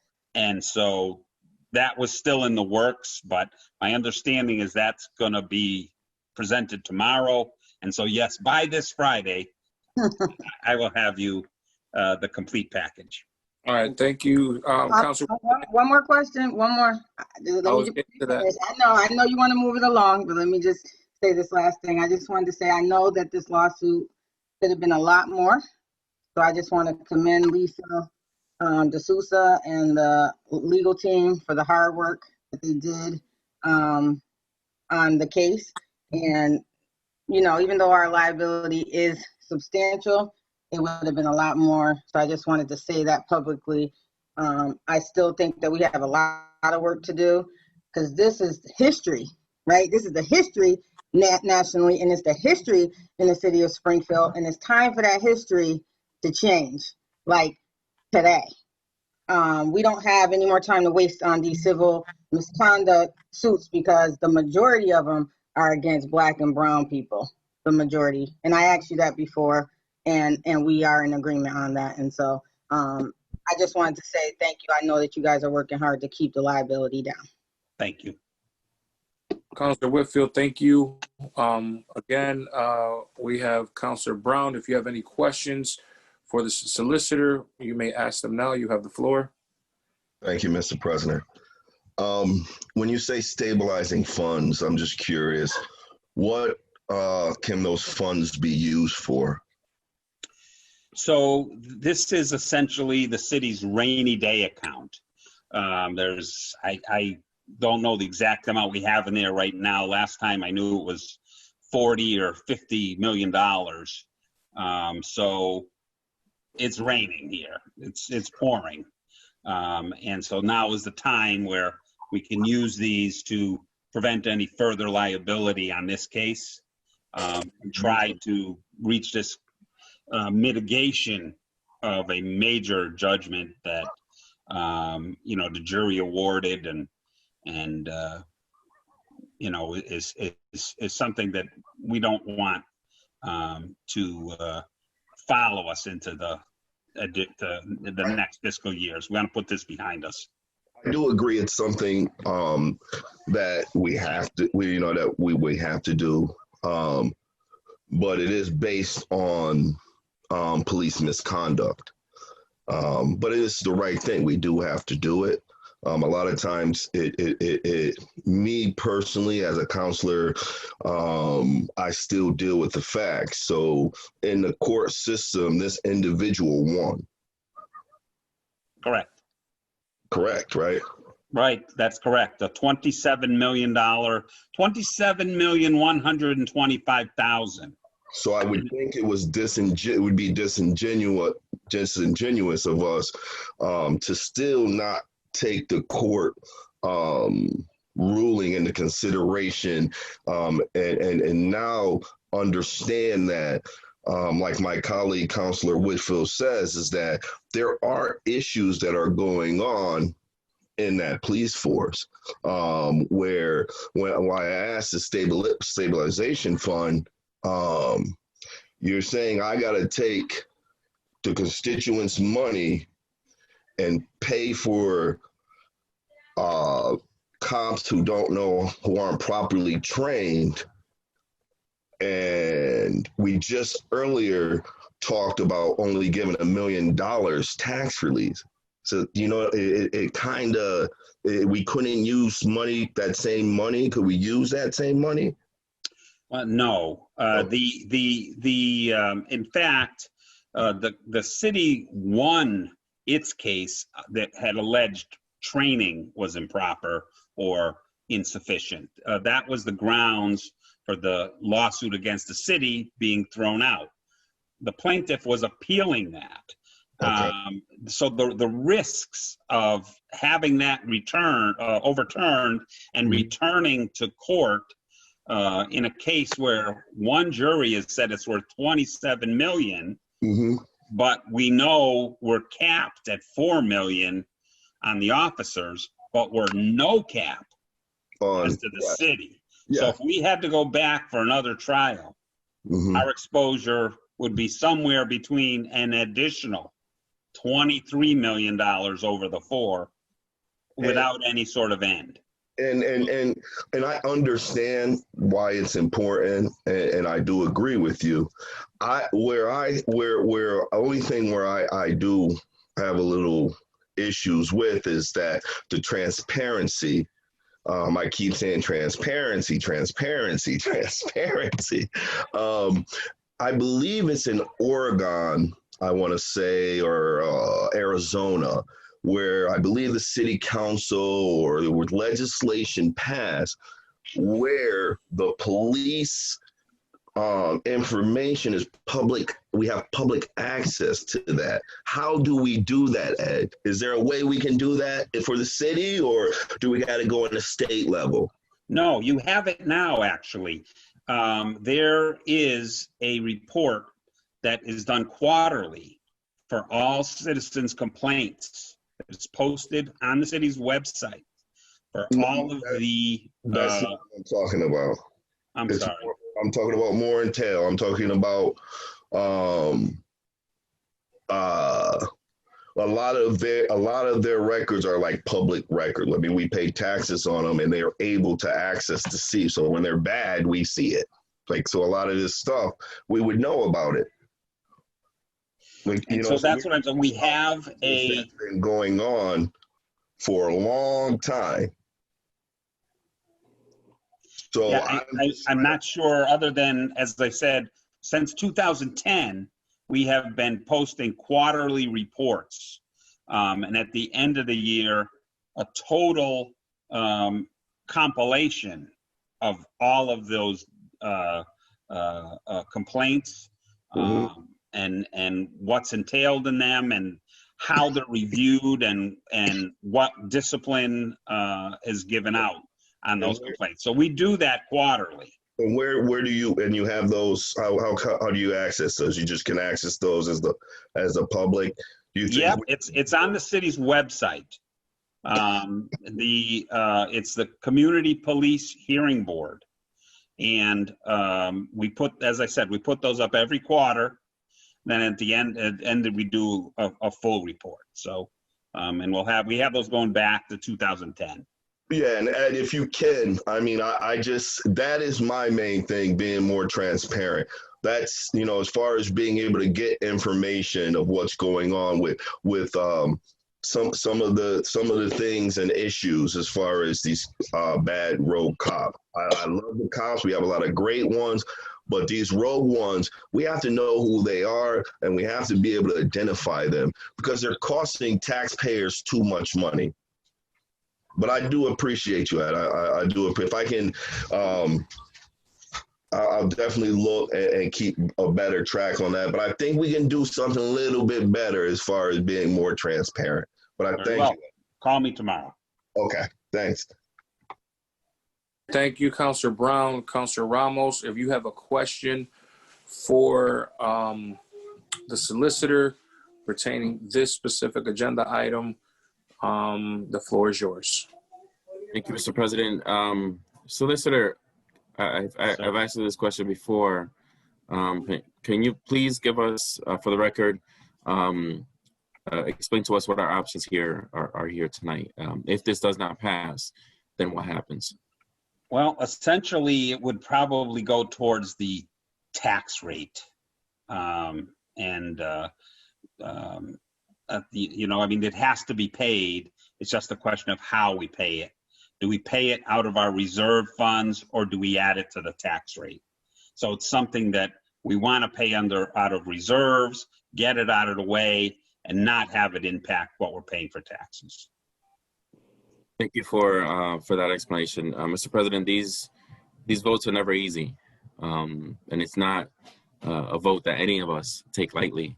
You know, we were elected to be the voice and you know, the ears for the people who we represent, and we were elected to be decision makers. And this is one of the toughest decisions that we have to make, right? Because we're talking about a lot of money here. On the one hand, you have a gentleman who, you know, a human being who was wrongfully accused and lost 27 years of his life. And I'm pretty sure that there isn't a single person on this call that would give up 27 years of their life for $6.8 million. I mean, it's not something that you could put a price on. I certainly would never be able to put a price on 27 years of my life.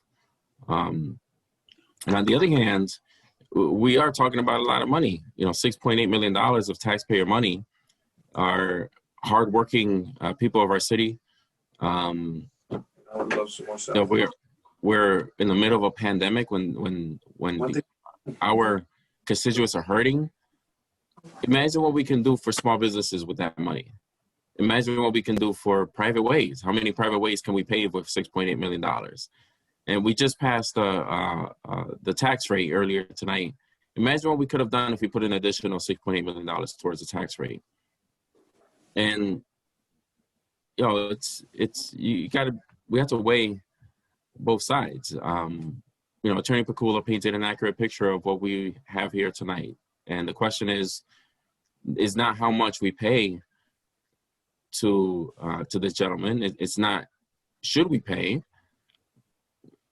The question is whether or not we should approve this transfer or let the money be levied against our property taxes. And we as the stewards of the taxpayers, I hate to say it because this isn't, again, it's not an easy decision. I wish I didn't have to make this decision, but it seems like the only option that we have is to approve this tonight.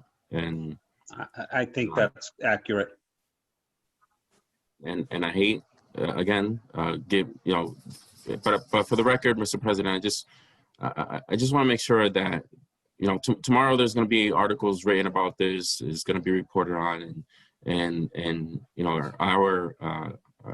our taxpayers are going to read about this, and they should know that these are not easy decisions for us. We don't just give away this type of money and then go to sleep and sleep well.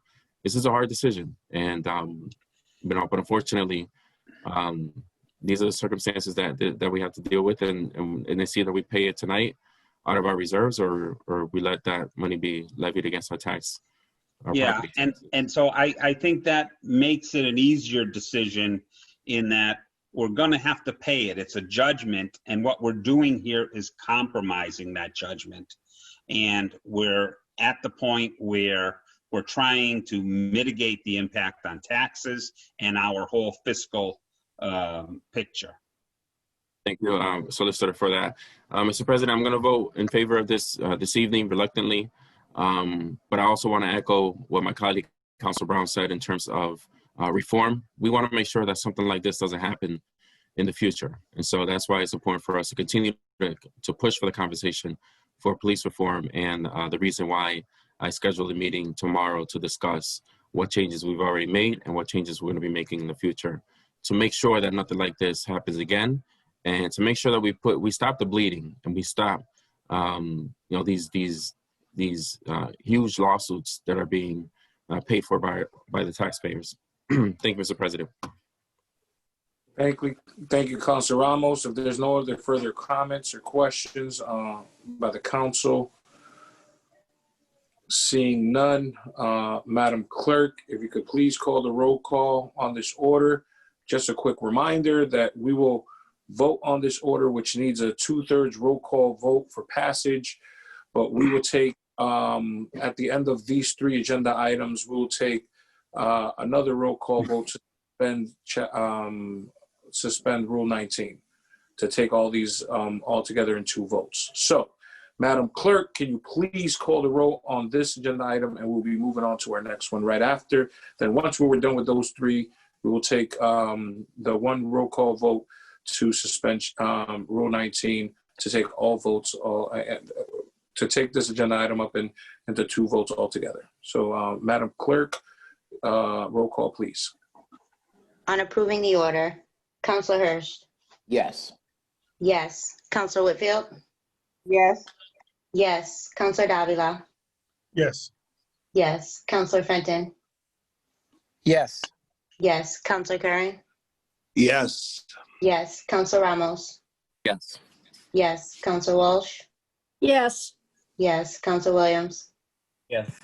Yes. Councilor Allen. Yes. Yes. Councilor Letterman. Yes. Yes. Councilor Edwards.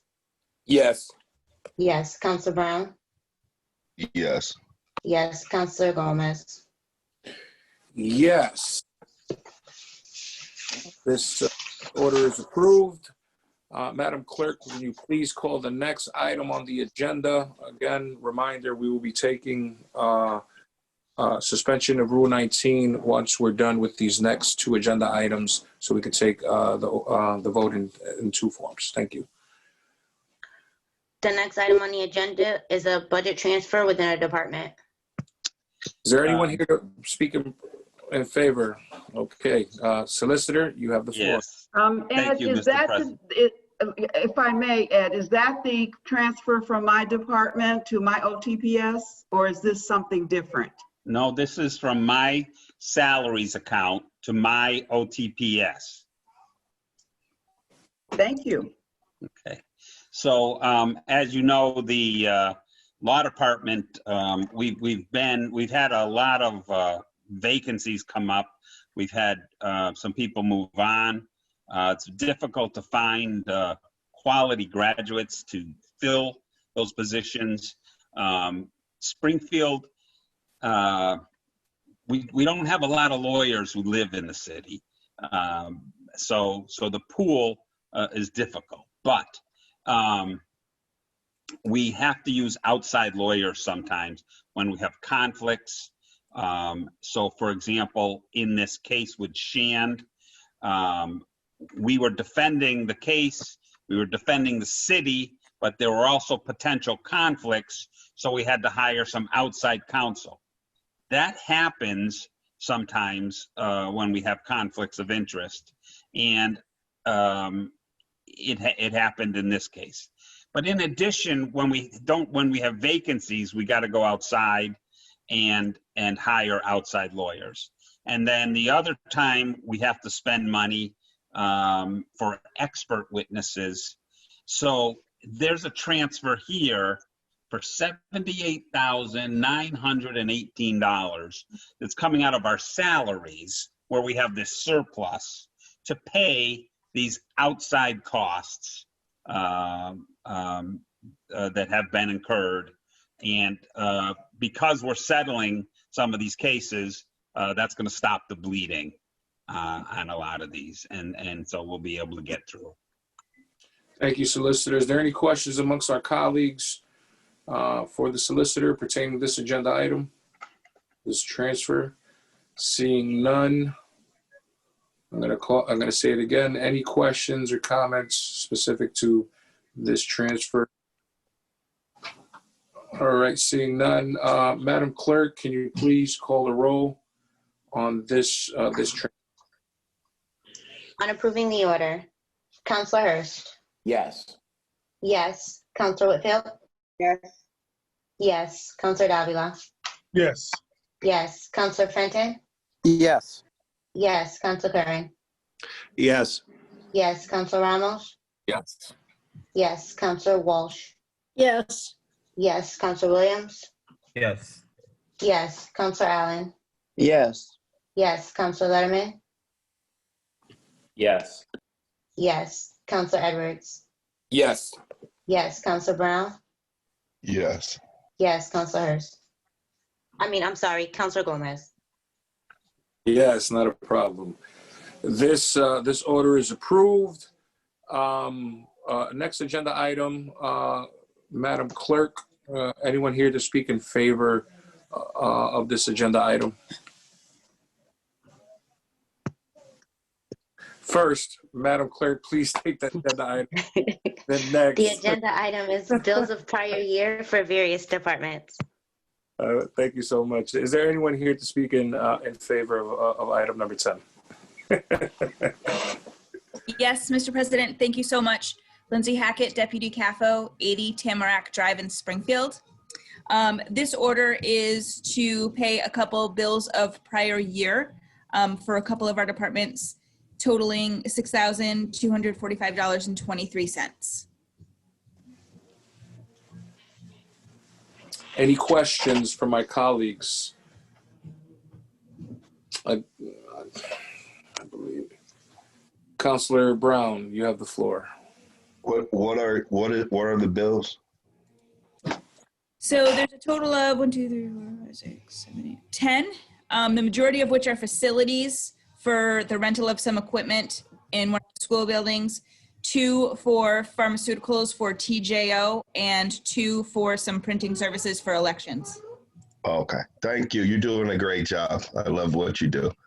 Thank you. Mr. President. Any questions from my colleagues? Seeing none, this order is required to have a 2/3 vote.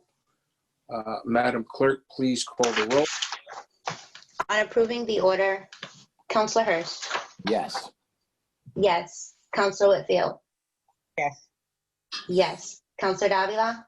Yes. Yes. Counselor Fenton. Yes. Yes. Counselor Curran. Yes.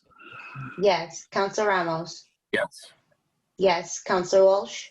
Yes. Yes. Counselor Williams. Yes. Yes. Counselor Allen. Yes. Yes. Counselor Letterman. Yes. Yes. Counselor Edwards. Yes. Yes. Counselor Brown. Yes. Yes. Counselor Gomez.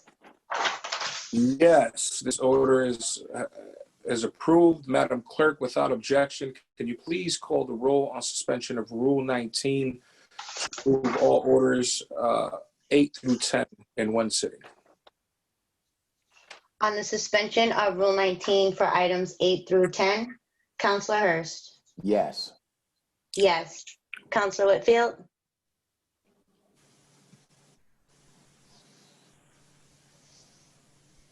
Counselor Whitfield. Absent. Counselor Davila.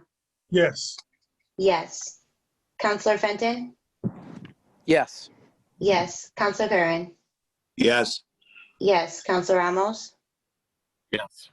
Yes. Counselor Walsh. Yes. Yes. Counselor Williams. Yes. Yes. Counselor Allen. Yes. Yes. Counselor Letterman. Yes. Yes. Counselor Edwards. Yes. Yes. Counselor Brown. Yes, and I see you, little Miss Hackett. How you doing? I'm back. Counselor Whitfield. Yes. Yes. And Counselor Gomez. Yes, these orders are approved. Thank you. Madam Clerk, can you please call the next item on the agenda? The next item on the agenda is Private Ways, amending Chapter 338, Articles 4 and 5. It's on for a second and third step. Is there anyone here present to speak in favor of this ordinance? Councilor Ramos, you have the floor. President, thank you. Just want to say, again, I think everybody's familiar with what the intent of this ordinance is, and I want to thank everyone for supporting First Step at the last meeting.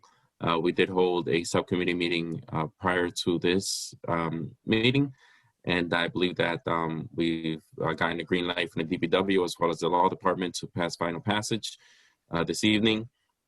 Just want to thank everyone for their support.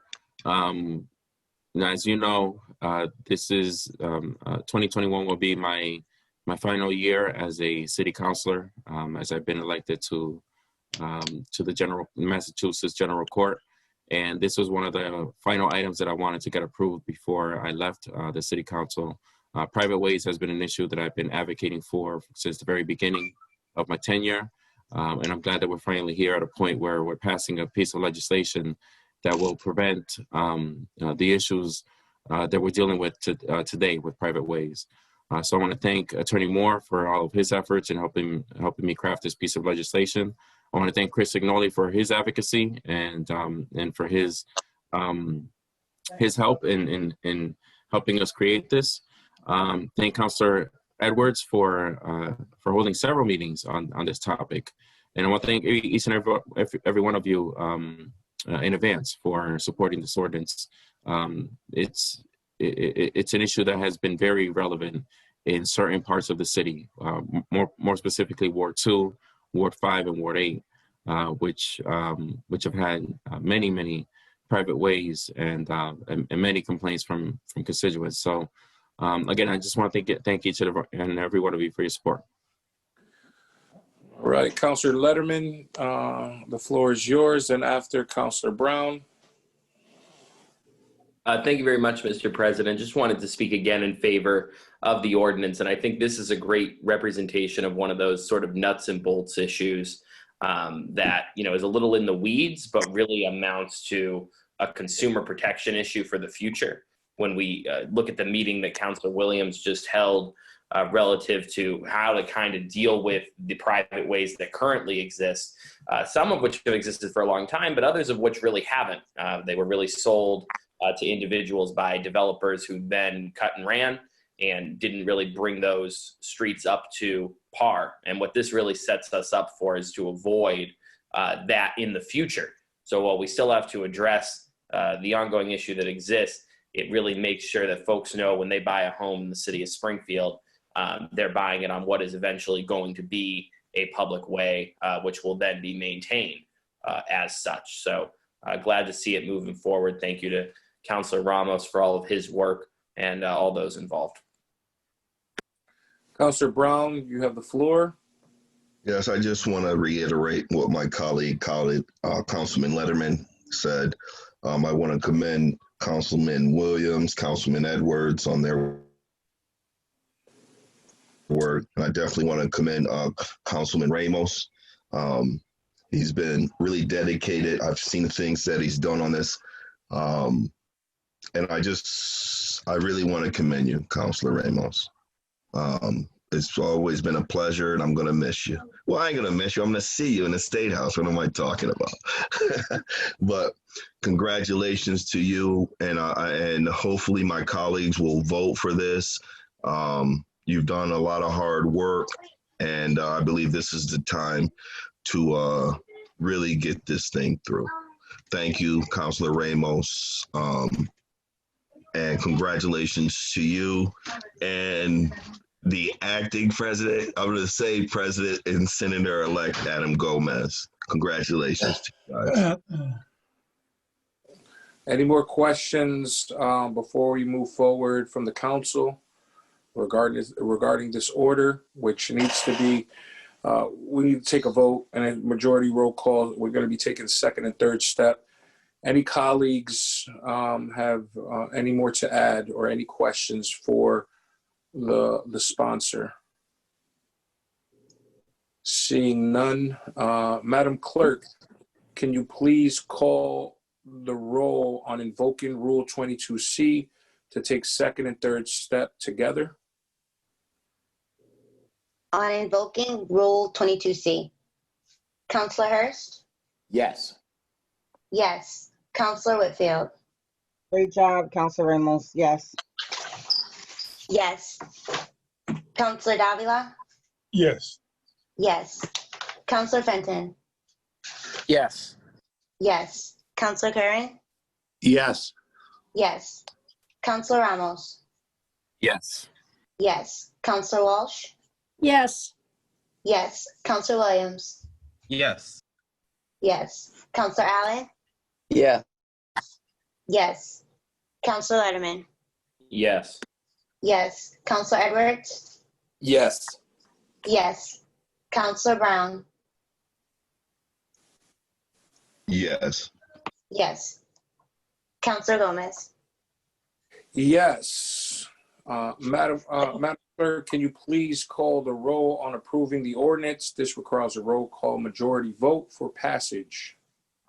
On approving the ordinance, Councilor Hurst? Yes. Yes. Councilor Whitfield?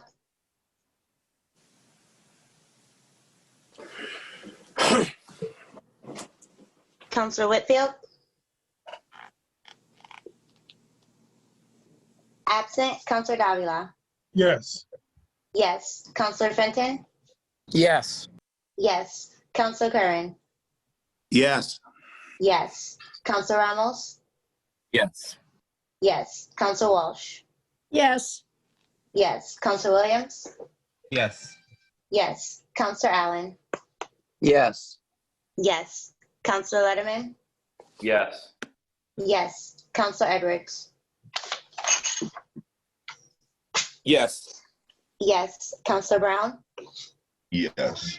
Yes. Councilor Gomez? Yes. The ordinance has been ordained and approved. Congratulations.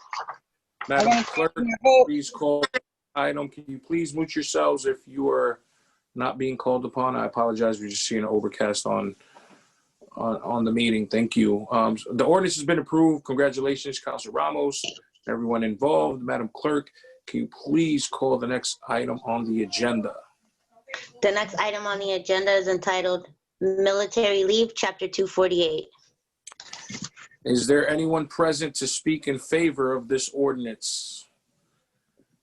Yes, I would like to. Councilor Walsh.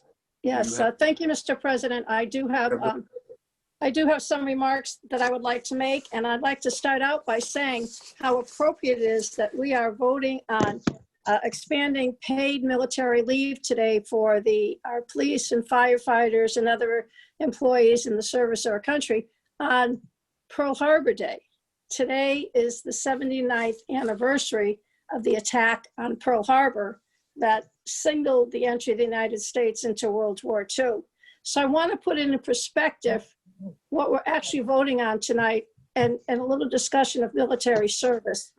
You know, when Pearl Harbor was attacked, hundreds of thousands of Americans, as we all know, enlisted in the armed forces to serve their country. At the end of the war, over 16 million men and women had served. At that time, women who served were volunteers, but other people were drafted. And people joined because of a sense of national security, patriotism, and pride, and continued to serve. But what was significant back then for service was that after Pearl Harbor, every male over the age of 18 had to register for a draft. And that draft continued through the Korean War, it continued through Vietnam, it continued in peacetime, and it ended in July of 1973 when we went to an all-volunteer army. So what we're talking about today are actually volunteers. And also, what we're also talking about is that in the past, with the draft, military deployment was a shared sacrifice. You knew many people who were in the military.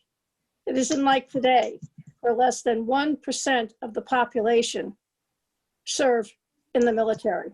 It's a very different scenario. And I think the thing I'm proud of that we're going to be discussing this tonight and helping our servicemen is that I don't think there's the same understanding of what military service is and what actually the families, military members, what they go through. So this is a big step forward. And when Chad Jacobs of the fire department first came to me with this, as the BRAVE Act, as it's called, I didn't anticipate any problems. That was over a year ago. I thought there would be smooth sailing on this issue. So I was a bit surprised when we ran into a few bumps in the road regarding helping out members of the military.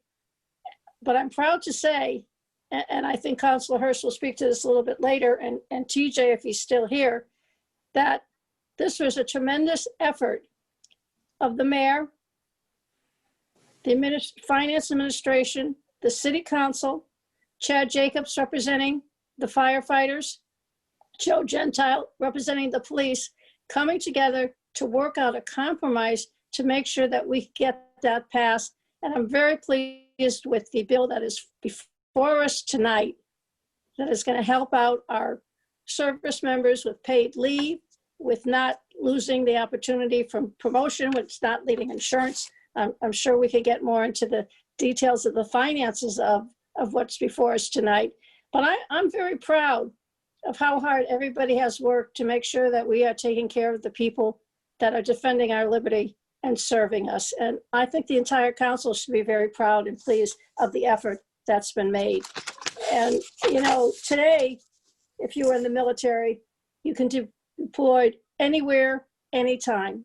And I wouldn't be the least bit surprised if some of our city employees will be deployed in the future when there's a vaccine for COVID to help in the distribution of that. So it's really very timely and appropriate to pass this tonight on the anniversary of the attack of Pearl Harbor and for the future efforts of our city employees. And I'd like to say that I believe that since it's a volunteer army, we are talking about men and women who are special and who are outstanding citizens of our country. And I'm hoping that tonight this will be a unanimous vote on their behalf.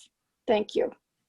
Thank you. Before I open up any questions to our colleagues, TJ, if you're still on the call, if you have anything, any remarks specific on the city side pertaining to this ordinance. I think he is not with us. Councilor Hurst, I know that you cannot raise your hand in the queue. Councilor Hurst, you have the floor. I appreciate you, Mr. President. You're doing a phenomenal job. I just want to echo some of the sentiments that my colleague, Councilor Walsh, has mentioned. First of all, Councilor Gomez, it is not lost upon me that you brought this issue to our attention at a budget meeting about a year ago. And so when I saw Chad and Councilor Walsh working on it, I knew that you certainly were supportive of it, and you believe that this needed to be a priority for the City Council. In addition, I just want to thank not only Councilor Walsh, but Attorney Moore, as well as TJ, and certainly the rest of the administration. The back and forth that this has taken to get something that we can put forward today on the anniversary of the Pearl Harbor is just phenomenal.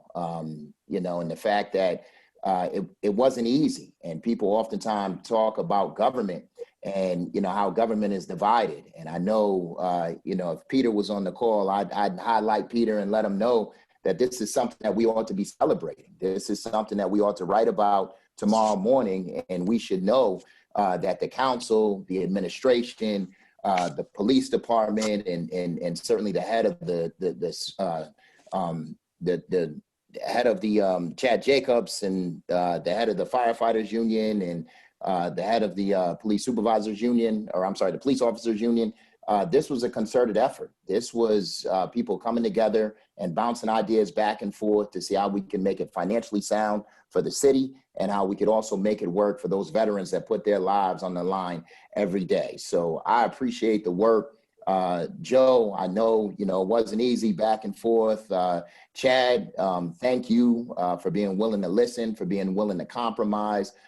Those at the federal level could learn a thing or two in terms of, you know, in terms of how to get things done by the work of the city of Springfield and the Springfield City Council and the administration. So Attorney Moore, thank you for your efforts, and job well done, Councilor Walsh, Councilor Gomez, and to Councilor Edwards for holding all of those subcommittee meetings to make sure that we had a final product that we all could accept and agree on, and I would imagine vote unanimously on this evening. It's just a credit to everybody involved. So thank you all, and I look forward to voting in favor of this legislation this evening. Thank you. Councilor Brown, I'm going to open it up for now my colleagues to speak or to ask questions specific to this.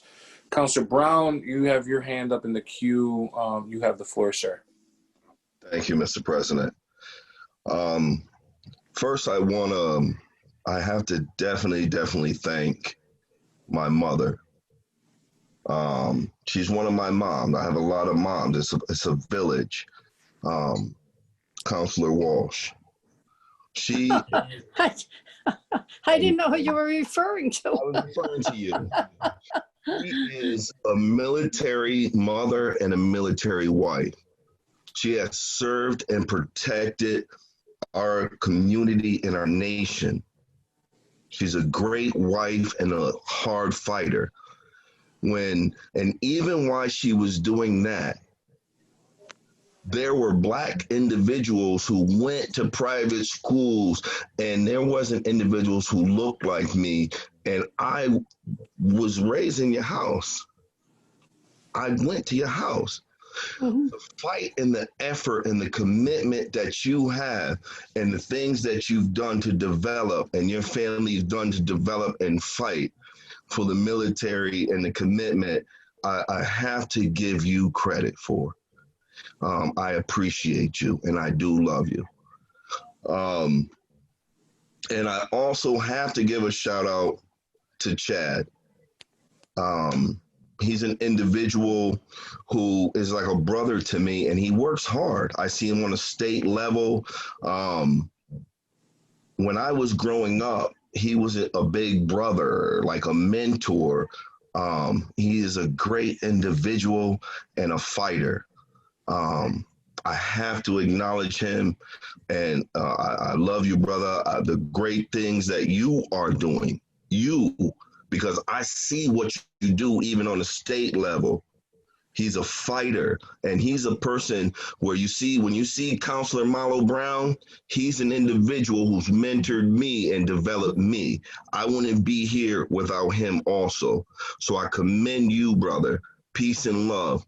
And we definitely should support this, and whatever you need and whatever he wants and Counselor Walsh want, I believe we should do. Peace and love. And thank you, Mr. President. Thank you, Councilor Brown. Before I let the rest of my colleagues chime in on this ordinance, I would be beside me to not let members of our unions, firefighters union and police union to speak. So I will start with Mr. Chad Jacobs. Then after Mr. Chad Jacob has finished, Mr. Joe Gentile from our police union. Mr. Chad Jacobs, you have the floor. Good evening, everybody. Good evening. I hope everybody is staying safe during this pandemic that we're having right now. First off, I just want to thank you to everyone that assisted in this, especially Ms. Walsh, Mr. Hurst, and Mr. Gomez. These things couldn't have been done without you. TJ, great guy. I thought that him and I were going to have a little bit of friction in the beginning, but we ended up working it out. And Attorney Moore as well. I've actually known him for a while. I didn't know exactly what capacity he held in the city, but I always thought he was a good guy. So again, I just want to say thank you on behalf of all my 237 members of the local 648. I just want to say thank you. My guys, they have been very excited to see this ordinance get passed. Unfortunately, the old rule affected some of them during this pandemic, where they went without pay. Some coming back with cancellation notices for their insurance because they weren't able to pay their share because they weren't drawing any checks on the city. So again, on behalf of all my members, I just wanted to say thank you to everybody, and we appreciate you guys. Thank you. Thank you, Mr. Jacobs. Mr. Joe Gentile from our police union, you have the floor. Thank you. And again, I'd like to thank everyone involved. I think both Councilor Walsh and Councilor Hurst brought up the fact that this was a group effort, that everybody worked together. I want to thank Chad, who really, like I say, took the ball early and got this thing going. And I was able to come in and help out toward the end, and hopefully we're all going to be happy with what happened.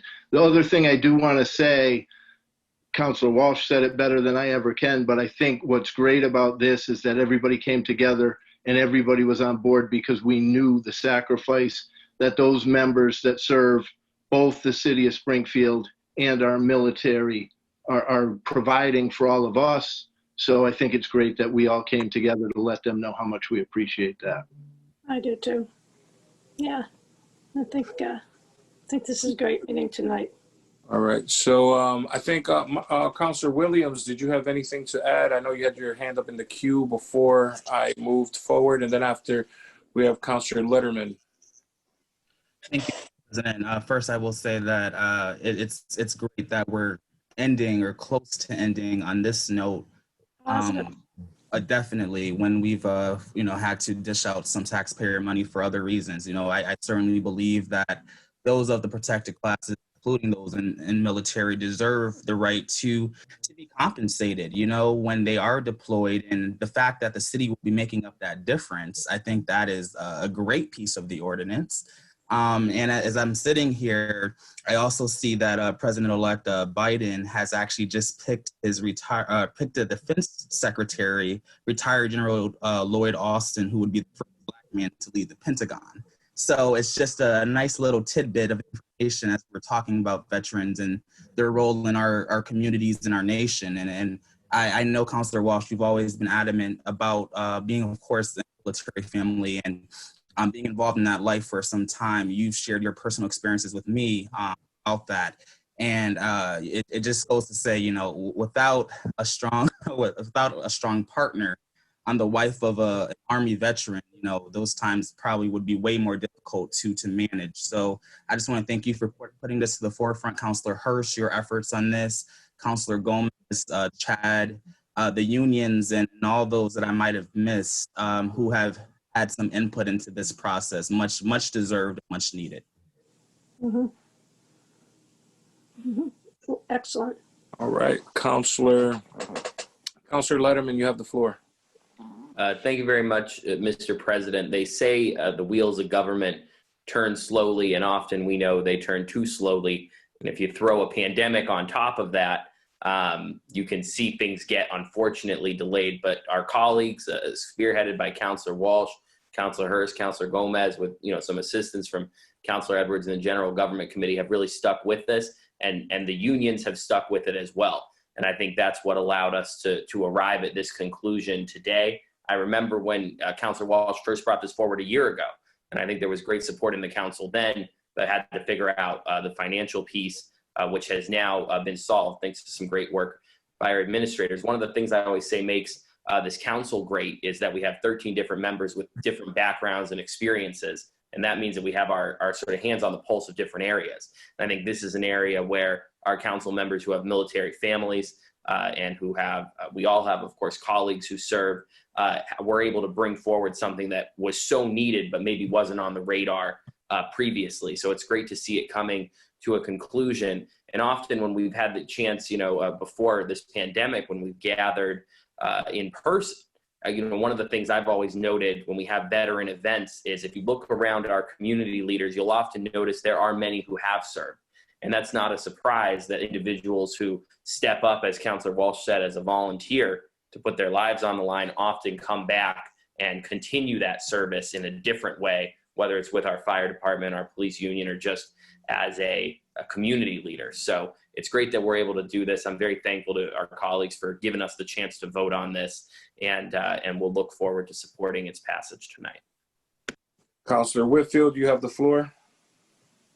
Thank you, Council President. I just wanted to say to my sister on the council, great job. I can't say anything different than what everyone has said. You've always been passionate about fairness, especially for our veterans. You know how important it is to serve and protect and not get your fair share after you leave the military, and sometimes while you're still in the military. And so you always fight for what's right for our veterans, and I really truly respect you for that. I have a family full of veterans. My dad's a veteran. And I mean, I don't talk about it like you do, but I really respect all the hard work that you put into this. I want to thank Council President Hurst and Councilor Gomez and everyone who was involved. And Chad, thank you for coming to all the meetings. And Mr. Gentile, thank you as well. I just wanted to say great work working with the administration, and definitely going to support this effort. And Catering, just great job again. Oh, thank you. I just want to remind folks that today's ordinance is on for first step. We will be talking about this once again in our next meeting. But Councilor Davila, you have the floor, and then after we have Councilor Allen. Thank you, Mr. President. I'll be brief. I just want to, everything has been said so eloquently. I'm just going to say, great job, Councilor Walsh. This was a fantastic piece of legislation. And thank you to the administration for stepping up.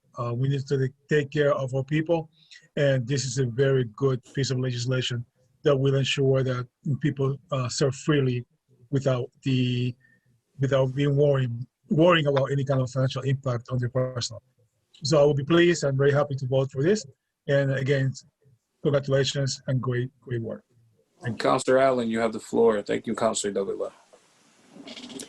Thanks, Katery and Justin and Adam, who were the leaders on this on the council, and also thanks to Joe and Chad.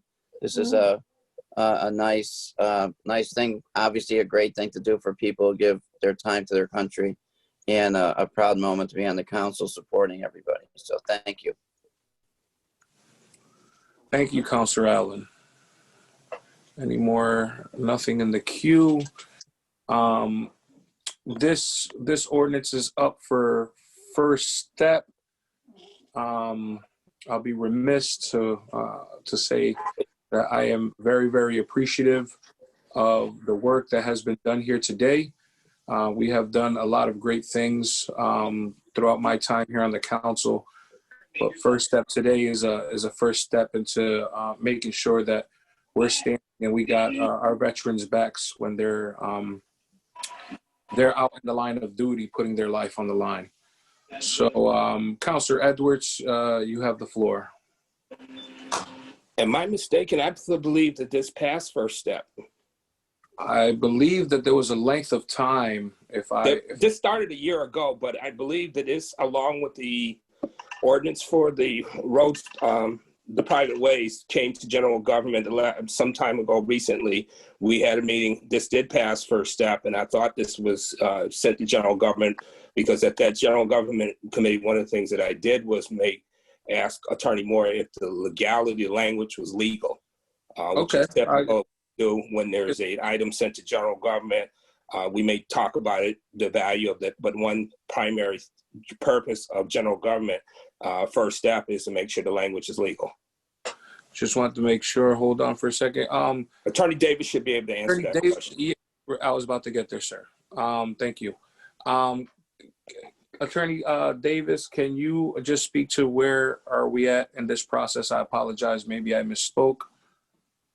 As far as the legal language, it would have to be Attorney Moore that addresses that. Okay, no problem. Attorney Moore, if you're still on the call, if you can please, and what process? I know that we had a long term between a first step until now. Just give us a legal opinion on, where are we at in this process? Sure, Mr. President, I'd be happy to. I think with the way the ordinance currently reads, that the original offering was not like it reads now. So what I think the council's best off doing is taking first step now on this ordinance as a whole complete item. And that's what I thought. At the next meeting. That makes the most sense, just my opinion, but I think that's what the council probably.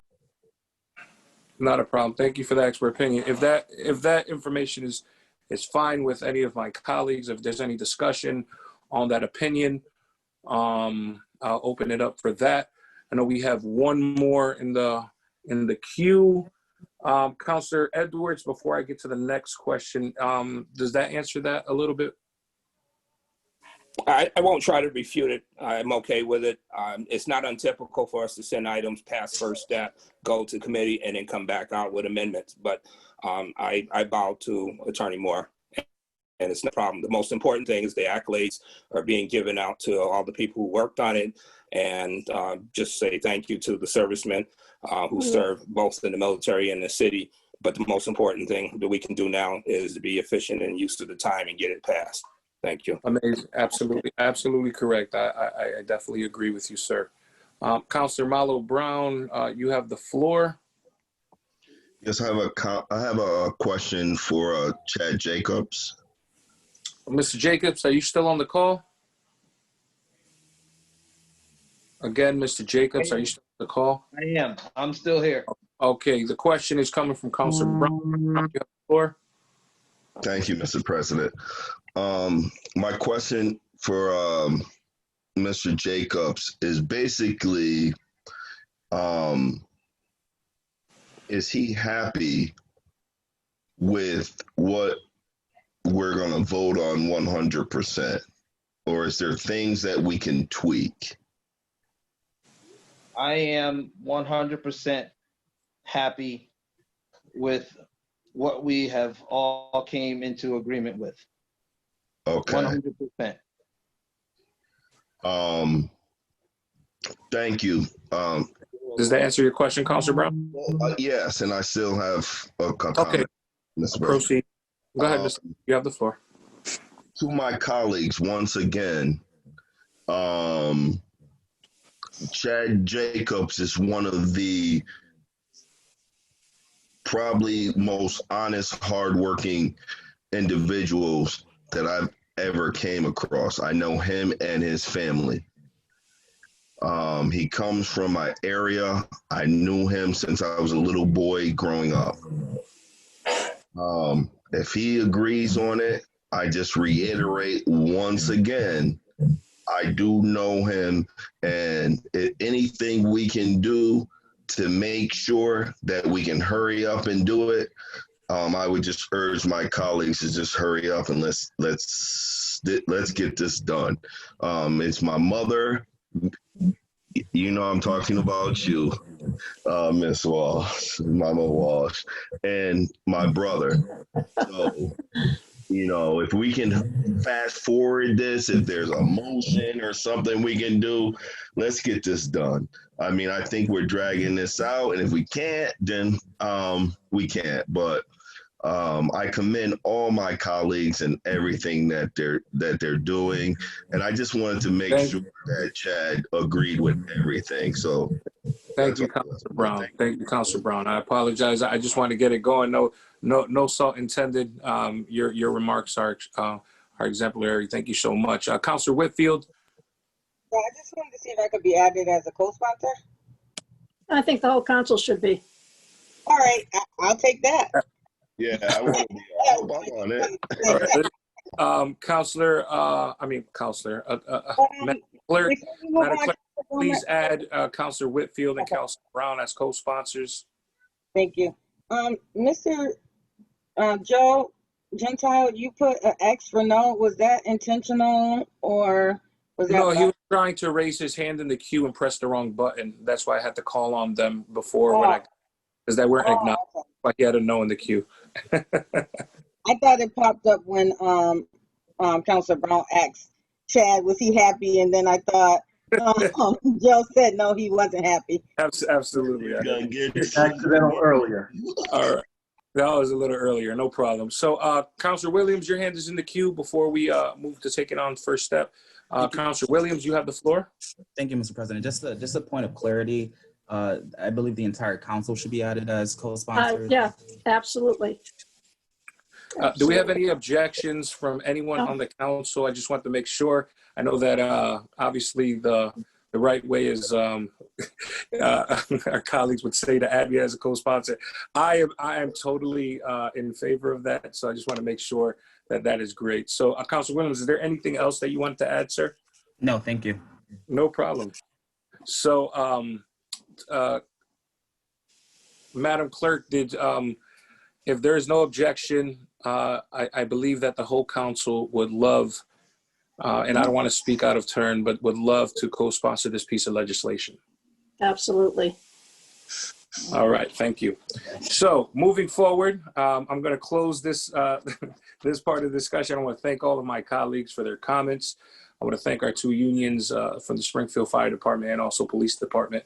I remember that when during budget season, when it came across my desk, and it was actually a Springfield police officer, which it's been kicking me in my rear end that his name was given to me, and he gave me an email. Well, he sent me an email. I apologize, and was talking to me about this actual piece of legislation. And he used to walk around downtown, and this was a great concern for quite a while here in the city of Springfield when it came to, not only our police and our firefighters union, but a lot of folks that do actually serve. And in my expert opinion, when I asked that question to the mayor, it wasn't that I tried to stun the mayor when I asked them. It was just a complete honest question. And at the moment, right now, I'm just really, really excited and really happy to see this get across the bridge. We're actually almost halfway there. We have to take second and third step in our next meeting, but everyone that put this together and really moved this forward. This is what government looks like when we're pushing comprehensive, legislation that is going to really support families, support families when their soldiers are not at home, so they're not elapsed in their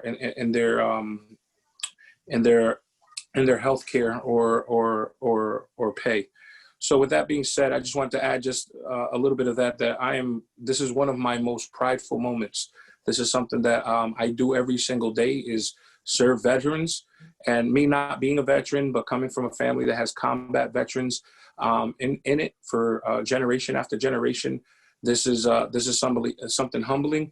And out of anything that I've ever been a part of, this is one of my shining moments to be a part of this legislation and to really be a part of it with a family that has served in combat and towards the beginning with Councilor Walsh's family and the Gold Star family, which is Councilor Hurst's family. So thank you so much. And also, I apologize, I have a hand up in the queue once more. Councilor Edwards, you have the floor. Just for a point of clarification, I'm not trying to beat the dead horse, but this item has taken too long to get done. If we are passing first step, if I'm mistaken, the clerk can correct me or Attorney Moore can correct me. If we're passing first step, then it goes back to General Government Committee for another committee meeting. Do we really need to do that, or can we just bring this to the floor at the first available meeting scheduled between now and the next in the end of the year? There's a General Government Committee going on, I believe, on Wednesday, and it will be not able to be put on the agenda because I don't think it'll be enough time. Council Letterman can concur on that. If that's correct, it's either tomorrow or Wednesday, there'll be another General Government Committee meeting. But this item is set and been worked on too long, and I'm just hopeful that we can get this passed as quickly as possible. Generally, legally, I believe, and the clerk or Tom Moore can tell me, if we pass first step, it goes back to the committee to ask the very question that I asked of Attorney Moore in the presence of the Councilor Letterman and Councilor Hurst. Am I wrong or correct? So it does not have to go to the General Government Committee if the council decides that it doesn't need to.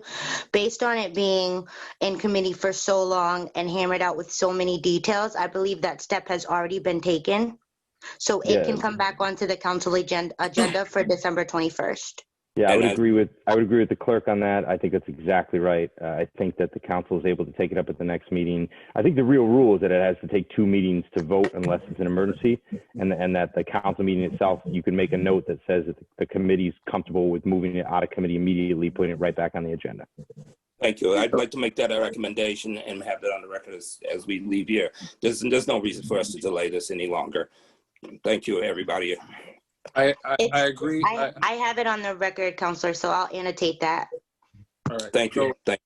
From what is understood in the rules, yes, we do send things back to committee as a formality between first and second step, but it's not an obligation that every single ordinance, if it needs not to be discussed or it's asked to be put into committee, actually has to go to committee. Where it does fall into where we've always had a hard time explaining to some folks that doesn't understand the process is actually between second and third step, which we actually take that and vote when we revoke 22C. But in retrospect, with the formality that we have been taking, which honestly is good practice, is that mostly all the ordinance after first step, we traditionally just put them into committee. So noted, she does have that recommendation on. Thank you, Councilor Edwards. I think we have Councilor Letterman back into the queue. Yes, you may add, Councilor Letterman, you have the floor. Oh, thank you. I didn't realize I still had my hand up, Mr. President. I was just simply going to simply iterate what you had just said, which is that our reference of things to the General Government Committee is a formality. It is not required that a meeting be held. It just simply, we usually do. But if it passes first step, it is automatically on the next agenda, regardless of whether a meeting is held. No, absolutely. I want to respect and honestly, that point of government traditionally has worked for us in the past couple years. And I just want to say, noted. Thank you, Councilor Edwards, for noting that. And with that being said, so we can pass first step. Madam Clerk, can you please call the roll? On passing first step of the ordinance, Councilor Hurst. Yes. Yes. Councilor Whitfield. Yes. Yes. Councilor Davila. Yes. Yes. Councilor Fenton. Yes. Yes. Councilor Curran. Yes. Yes. Councilor Ramos. Yes. Yes. Councilor Walsh. Yes. Yes. Councilor Williams. Yes. Yes. Councilor Allen. Yes. Yes. Councilor Letterman. Yes. Yes. Councilor Edwards. Yes. Yes. Councilor Brown. Yes. Yes. Councilor Gomez. Yes. First step has been taken and is approved, and we will hopefully see this on the next agenda in our next meeting, so we can walk this across the bridge and make sure that we wholeheartedly ordain this ordinance. Thank you, all of you, for your support on this agenda item. Madam Clerk, can you please call the next item on our agenda? The next item on the agenda is a resolution entitled Puerto Rico Self-Determination Act. Is there anyone present to speak in favor of this resolve? Councilor Orlando Ramos, you have the floor. President, thank you for this opportunity to speak on this resolution in favor of Puerto Rico's Self-Determination Act. This is a resolution that is sponsored by myself and Councilor Gomez, and it is in favor of a piece of legislation that is currently in Congress, sponsored by Congresswoman Lydia Velasquez and Alexandra Cortez. And I want to read it into the record. It's a little bit lengthy, but it will give us an idea as to why this is important and how it relates to the city of Springfield. And so it reads, whereas the Treaty of Peace between the U.S. and Spain, signed in Paris and ratified by Congress in December 1898, ended the Spanish-American War and officially approved the cession of Puerto Rico to the United States. And whereas on March 2nd, 1917, President Woodrow Wilson signed the Jones Act into law, which, among other things, granted Puerto Ricans U.S. citizenship, separated the executive, judicial, and legislative branches of Puerto Rico, provided civil rights to the individual, and created a locally elected bicameral legislature. And whereas, one second, Mr. President, I want to make sure I have the most updated version of this ordinance, of this resolution.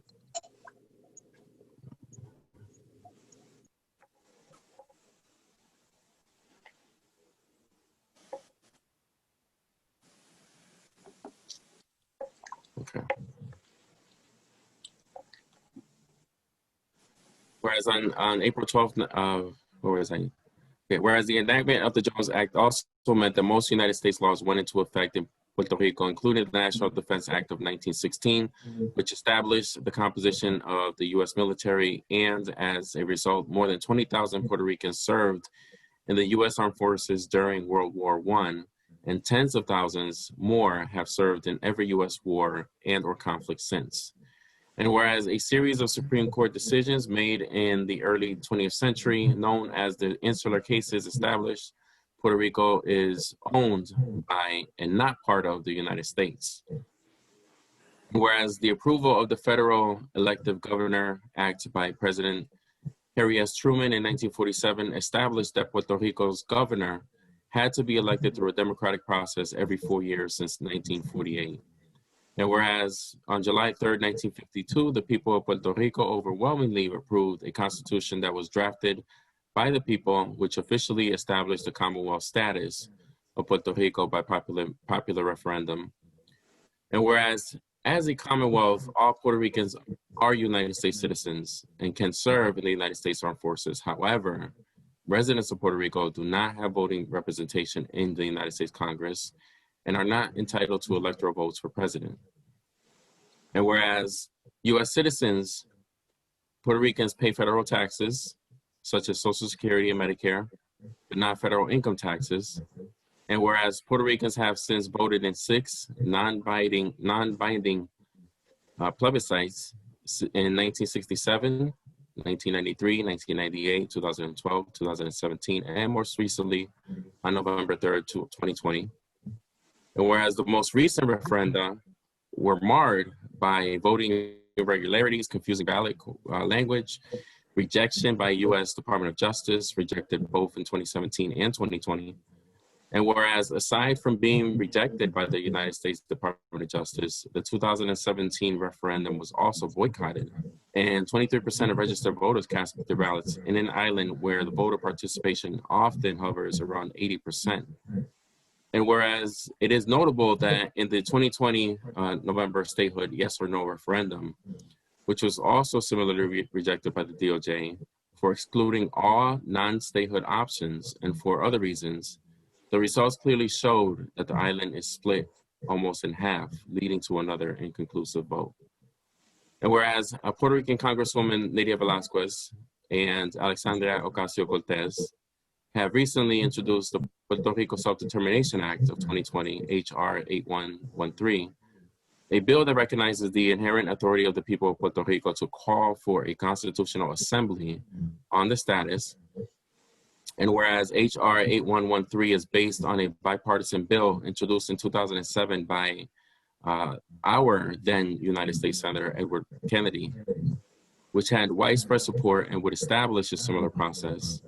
And whereas this piece of legislation puts Puerto Ricans in the driver's seat of their own political future and would empower Puerto Ricans by recognizing that they are the ones who should democratically decide the process, participate in the deliberations, and make the final determination over the political status of the island.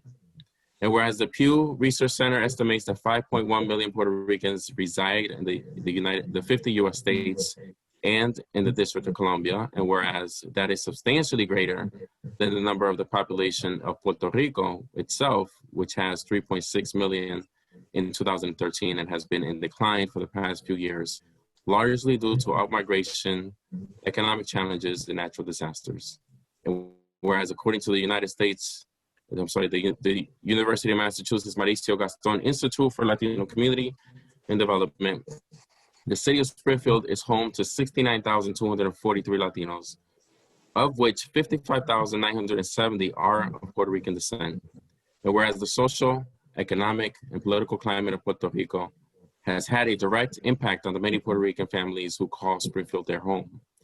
And whereas the Springfield City Council has been on record supporting federal legislation related to the Puerto Rican economy, including on a May 16th resolution in favor of Puerto Rico's Chapter 9 Uniformity Act of 2015, and a July 19 resolution in favor of the Territory Health Revitalization Act, both of which were sponsored by Councilors Ramos and Gomez. Now therefore be it resolved that the Springfield City Council calls upon Congressman Richard E. Neal to co-sponsor the Puerto Rican Self-Determination Act of 2020, and be it further resolved that the Springfield City Council calls upon the United States Senators Elizabeth Warren and Ed Markey, the Massachusetts federal delegation, and all of Congress to support the passage of H.R. 8113. Mr. President, I thought it was important to share that history with our colleagues to remind everyone why this is important, and remind everyone that there is a direct correlation between the Puerto Rican economy and the local economy here in the city of Springfield. Back in 2016, you and I sponsored a resolution that was aimed at a federal legislation that would have stabilized the Puerto Rican economy. And it was at that time that I made a very specific speech about how this affects us here in the city of Springfield. And I said that if things go bad in Puerto Rico, we are going to see an influx of families coming into our city here in the city of Springfield. And I'm not certain that we are equipped to handle that sort of influx. Fast forward 2 years later, when the hurricanes hit, that prediction came true. And our school system saw over 800 new students in a matter of weeks after the hurricanes hit. And again, our local economy here in the city of Springfield is just not equipped to handle that sort of influx.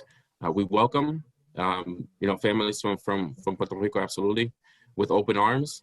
However, we want to make sure that they come here by choice and not by necessity. We want to make sure that they have the option of living, of being able to make a living on the homeland if that's what they choose. So, you know, it's something that affects us here directly.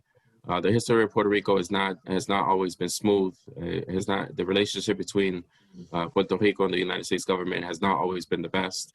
And this is one way that we can correct those mistakes of the past, by putting the future of the status of Puerto Rico in the hands of the Puerto Rican people and allowing them to choose what the future should be. You know, the government, United States government should not be telling them what the future should be. So they should have a process, a very clear process to choose how to improve their status.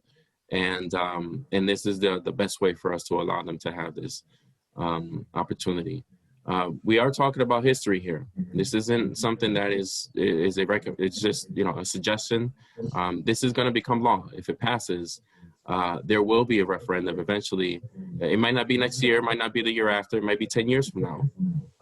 But at some point, if this passes, the Puerto Rican people will vote on their status. And we're beginning this process here. Councilor Gomez and I have met with a coalition of other legislators from across the country, Puerto Rican legislators, who are going to be following our lead and presenting and proposing this piece of legislation in their communities. More specifically, New York City, Chicago, Boston, and some of our local communities around Springfield, you know, Worcester, potentially Hoboken, and other communities as well. So we're the leader in this. We're the first ones, but there are going to be many communities that follow because this is a movement, and it's taken over the priority list for Puerto Rican legislators everywhere. And again, it's not.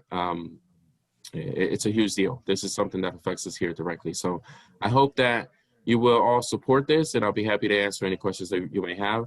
And I'm hoping for a unanimous vote for this resolution. Thank you, Mr. President. Thank you, Councilor Ramos. I'm going to open it up for any questions to Councilor Ramos. We have one hand in the queue. Councilor Brown, you have the floor. Yes, I don't mean to make this a long city council meeting, so I apologize to you, Mr. President. You're doing a great job, but I would be remiss, being a history major and studying a lot of the politics that go on in Puerto Rico. This is big. And I've worked, as far as my job, with the Black and Latino Caucus, and I want to commend my colleagues, Senator-elect Adam Gomez, and the new state rep, Councilor Ramos. State Rep Ramos. Can I call you State Rep Ramos, or are we supposed to say city councilors, Mr. President? Can I call you Senator? You're fine, Councilor Brown, you're fine. So one thing a lot of people don't understand is that what it comes down to is even economically, right now, I'm working on something with the Black and Puerto Rican Latino community to bring economic growth to the different businesses at the Eastfield Mall, with State Rep Bud Williams and Real Recognized Fake and the Black and Brown Wall Street. We want to bring businesses back. In Puerto Rico, what I've realized, and I could be wrong, and I just want to ask my colleagues so you guys can kind of explain to the other colleagues, there are places where what happens is that they basically economically starve them out. where like they say like sometimes like some milk and things like that is just priced out so high. Being American, they're American. We're American. We're family. I do believe that in the state level, we're trying to make sure. I'm never into because a person lives a little bit down the street that we shouldn't help. Am I not wrong, Councilor Ramos, as far as the economic and Mr. President, the economic, it's economically not right in Puerto Rico. Am I not? Can you at least share some of that? So can someone explain some of that to some of the colleagues? Sure. One of the things that I mentioned in the past when we were talking about these resolutions is the fact that the average income in Puerto Rico is lower than the poorest state of the 50 states. Even with that, products cost 15% more than anywhere in the country in the lower 48 states. And it's largely due to the Jones Act and the tariffs that were associated with the Jones Act, which is something that, one of the things that there has been a huge movement to repeal because, everything costs more in Puerto Rico, even though people are making a lot less. And that has really contributed towards crippling the economy.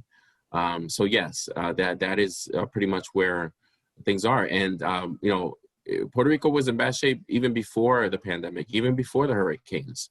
And so you imagine if people were living in poverty before that, you can imagine what it feels like now after 2 hurricanes and this pandemic. People are hurting and they're not on level playing field right now. Jobs pay less and the cost of living is a lot more. And I thank you. I just have one more thing to add. Based on my job, it was very difficult. Like Councilman Ramos said, I had a lot of people and different people who needed housing. And when the epidemic, as far as the flood hit in Puerto Rico, it was hard to get the other individuals' resources. We have to make sure everyone is taken care of. So I do commend my brother, Councilman Gomez, and my brother, Orlando Ramos. And it is something that we really, really do have to, it's something that we should have been taken care of. Thank you, Mr. President. Thank you, Councilor Brown. If there's no other further. If I can, Mr. President, can you add me to it?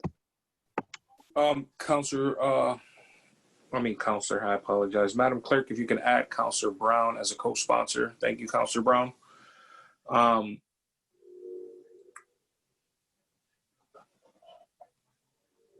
Councilor Victor Davila, you have the floor, sir. Thank you, Mr. President. I'll be brief. I know it's getting kind of late on the night, but first, my compliments to you and Councilor Ramos for putting forward this resolution. It's a very good, well-written resolution, and I would love to be added as the sponsors as well. And again, my compliments to both of you for putting this together. Mr. President, if I may, I do not intend to reduce to put 120 years of colonial history into 5 minutes, which I am allocated. But I do feel that's important to highlight some of the major points that have happened to my homeland and where we are. First of all, the United States, first of all, Puerto Rico is not part of the United States. We're a colony, as the resolution points out, and the actual HR bill from Ms. Ocasio, Rep. Ocasio points out, we're a colony, which means that we are at the will of the United States. Councilor Ramos correctly pointed out that everything in Puerto Rico is more expensive. That's mainly due to the Jones Act, and there's other factors to it, mainly to the Jones Act, which means that everything that goes into Puerto Rico has to go through the U.S. shipment industry, which brings the price up to about 35%. The U.S. citizenship, we are U.S. citizens, what is called national U.S. citizenships. We don't enjoy the same privileges. And at all time, I hear people here in this council and other parts, in good intentions, seeing how unfair that is. But at the end of the day, we need to make our own determination. The only thing that we don't need permission for is to declare independence. We can do that on our own. I know a story back in the 1776, a bunch of guys got together and declared independence. They were a colony and they declared independence from England. So it's important to say that because it's, we don't need permission for that. For statehood, Congress has to act. They do have to get permission. And to be called the so-called Commonwealth, which the United States has already admitted that we are a colony, it's international crime that's illegal under international. So we can no longer be the same colony, we cannot be a colony. So this is a good step to bring Puerto Rico to a final resolution. But for that, I must say, Mr. President, that the United States has to speak. They cannot remain quiet. To the U.S. credits, they have been speaking more lately.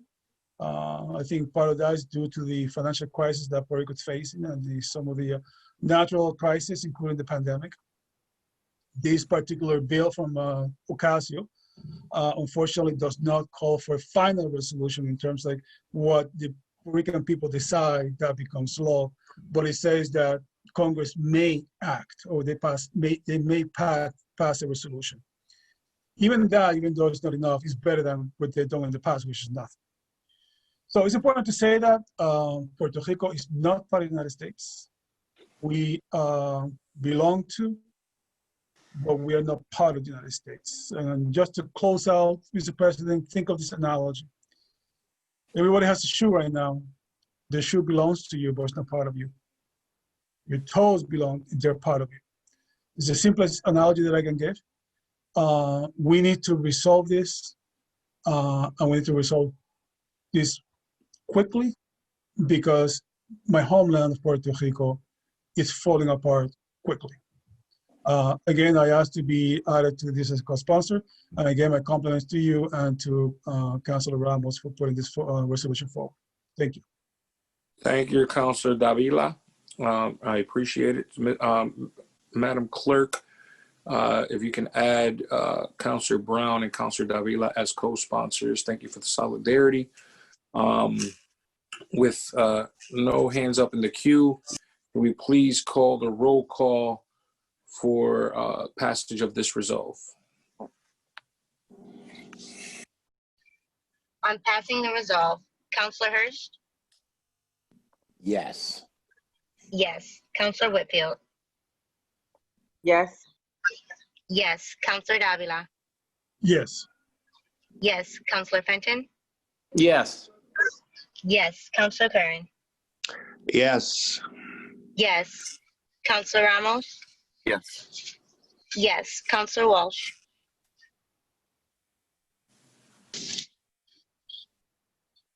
Councilor Walsh's iPad died on her. I apologize for not stating that earlier. Okay. Absent. Councilor Williams? Yes, and add as a co-sponsor, please. Okay. Councilor Allen? Yes. Yes. Councilor Letterman? Yes. Yes. Councilor Edwards? Yes. Yes. Councilor Brown? Yes. Yes. Councilor Gomez? Yes. The resolve is approved. Madam Clerk, can you please call the next item on the agenda? Do we have anything under unfinished business?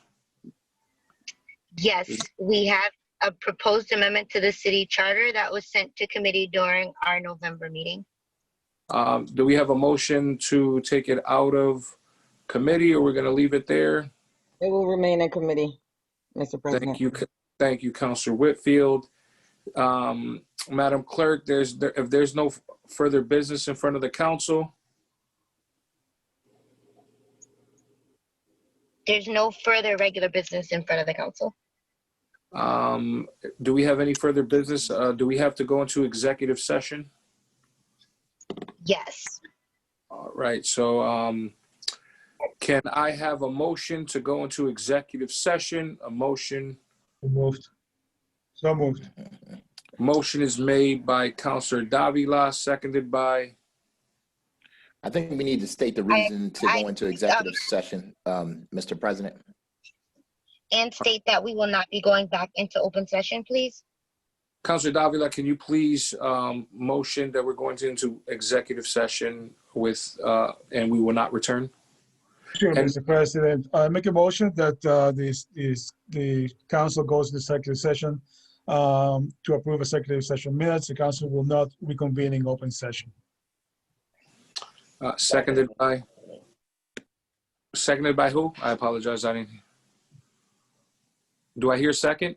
Second. I second it. Seconded by Councilor Letterman.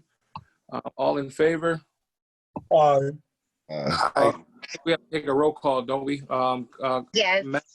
Madam Clerk, Yes, can you please call Counselor, the that's roll? right. Yeah, can we please call the roll? I'm going into executive session. Counselor Hurst. Yes. Yes. Counselor Whitfield.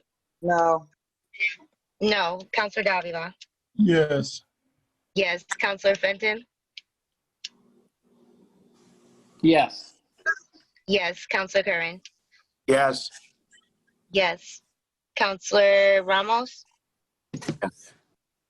Yes. Counselor Walsh. Oh, absent. I'm sorry. Absent. Counselor Williams. Yes. Yes. Counselor Allen. Yes. Yes. Counselor Letterman. Yes. Yes. Counselor Edwards. Yes. Yes. Counselor Brown. Yes. Yes. And Counselor Gomez. Yes. I want to thank everybody for the opportunity for letting me run this meeting today. Councilor President Justin Hurst, much obliged. Thank you so much. For our folks at home, please have a great night. Thank you for joining us, and we'll see you guys soon. Counselors, inside of our emails, we do have an executive session. Please sign off and sign on to our executive session. See all of you once we get there. Thank you so much. God bless. Talk soon. Happy holidays. Great job, Mr. President. Great job. Thank you.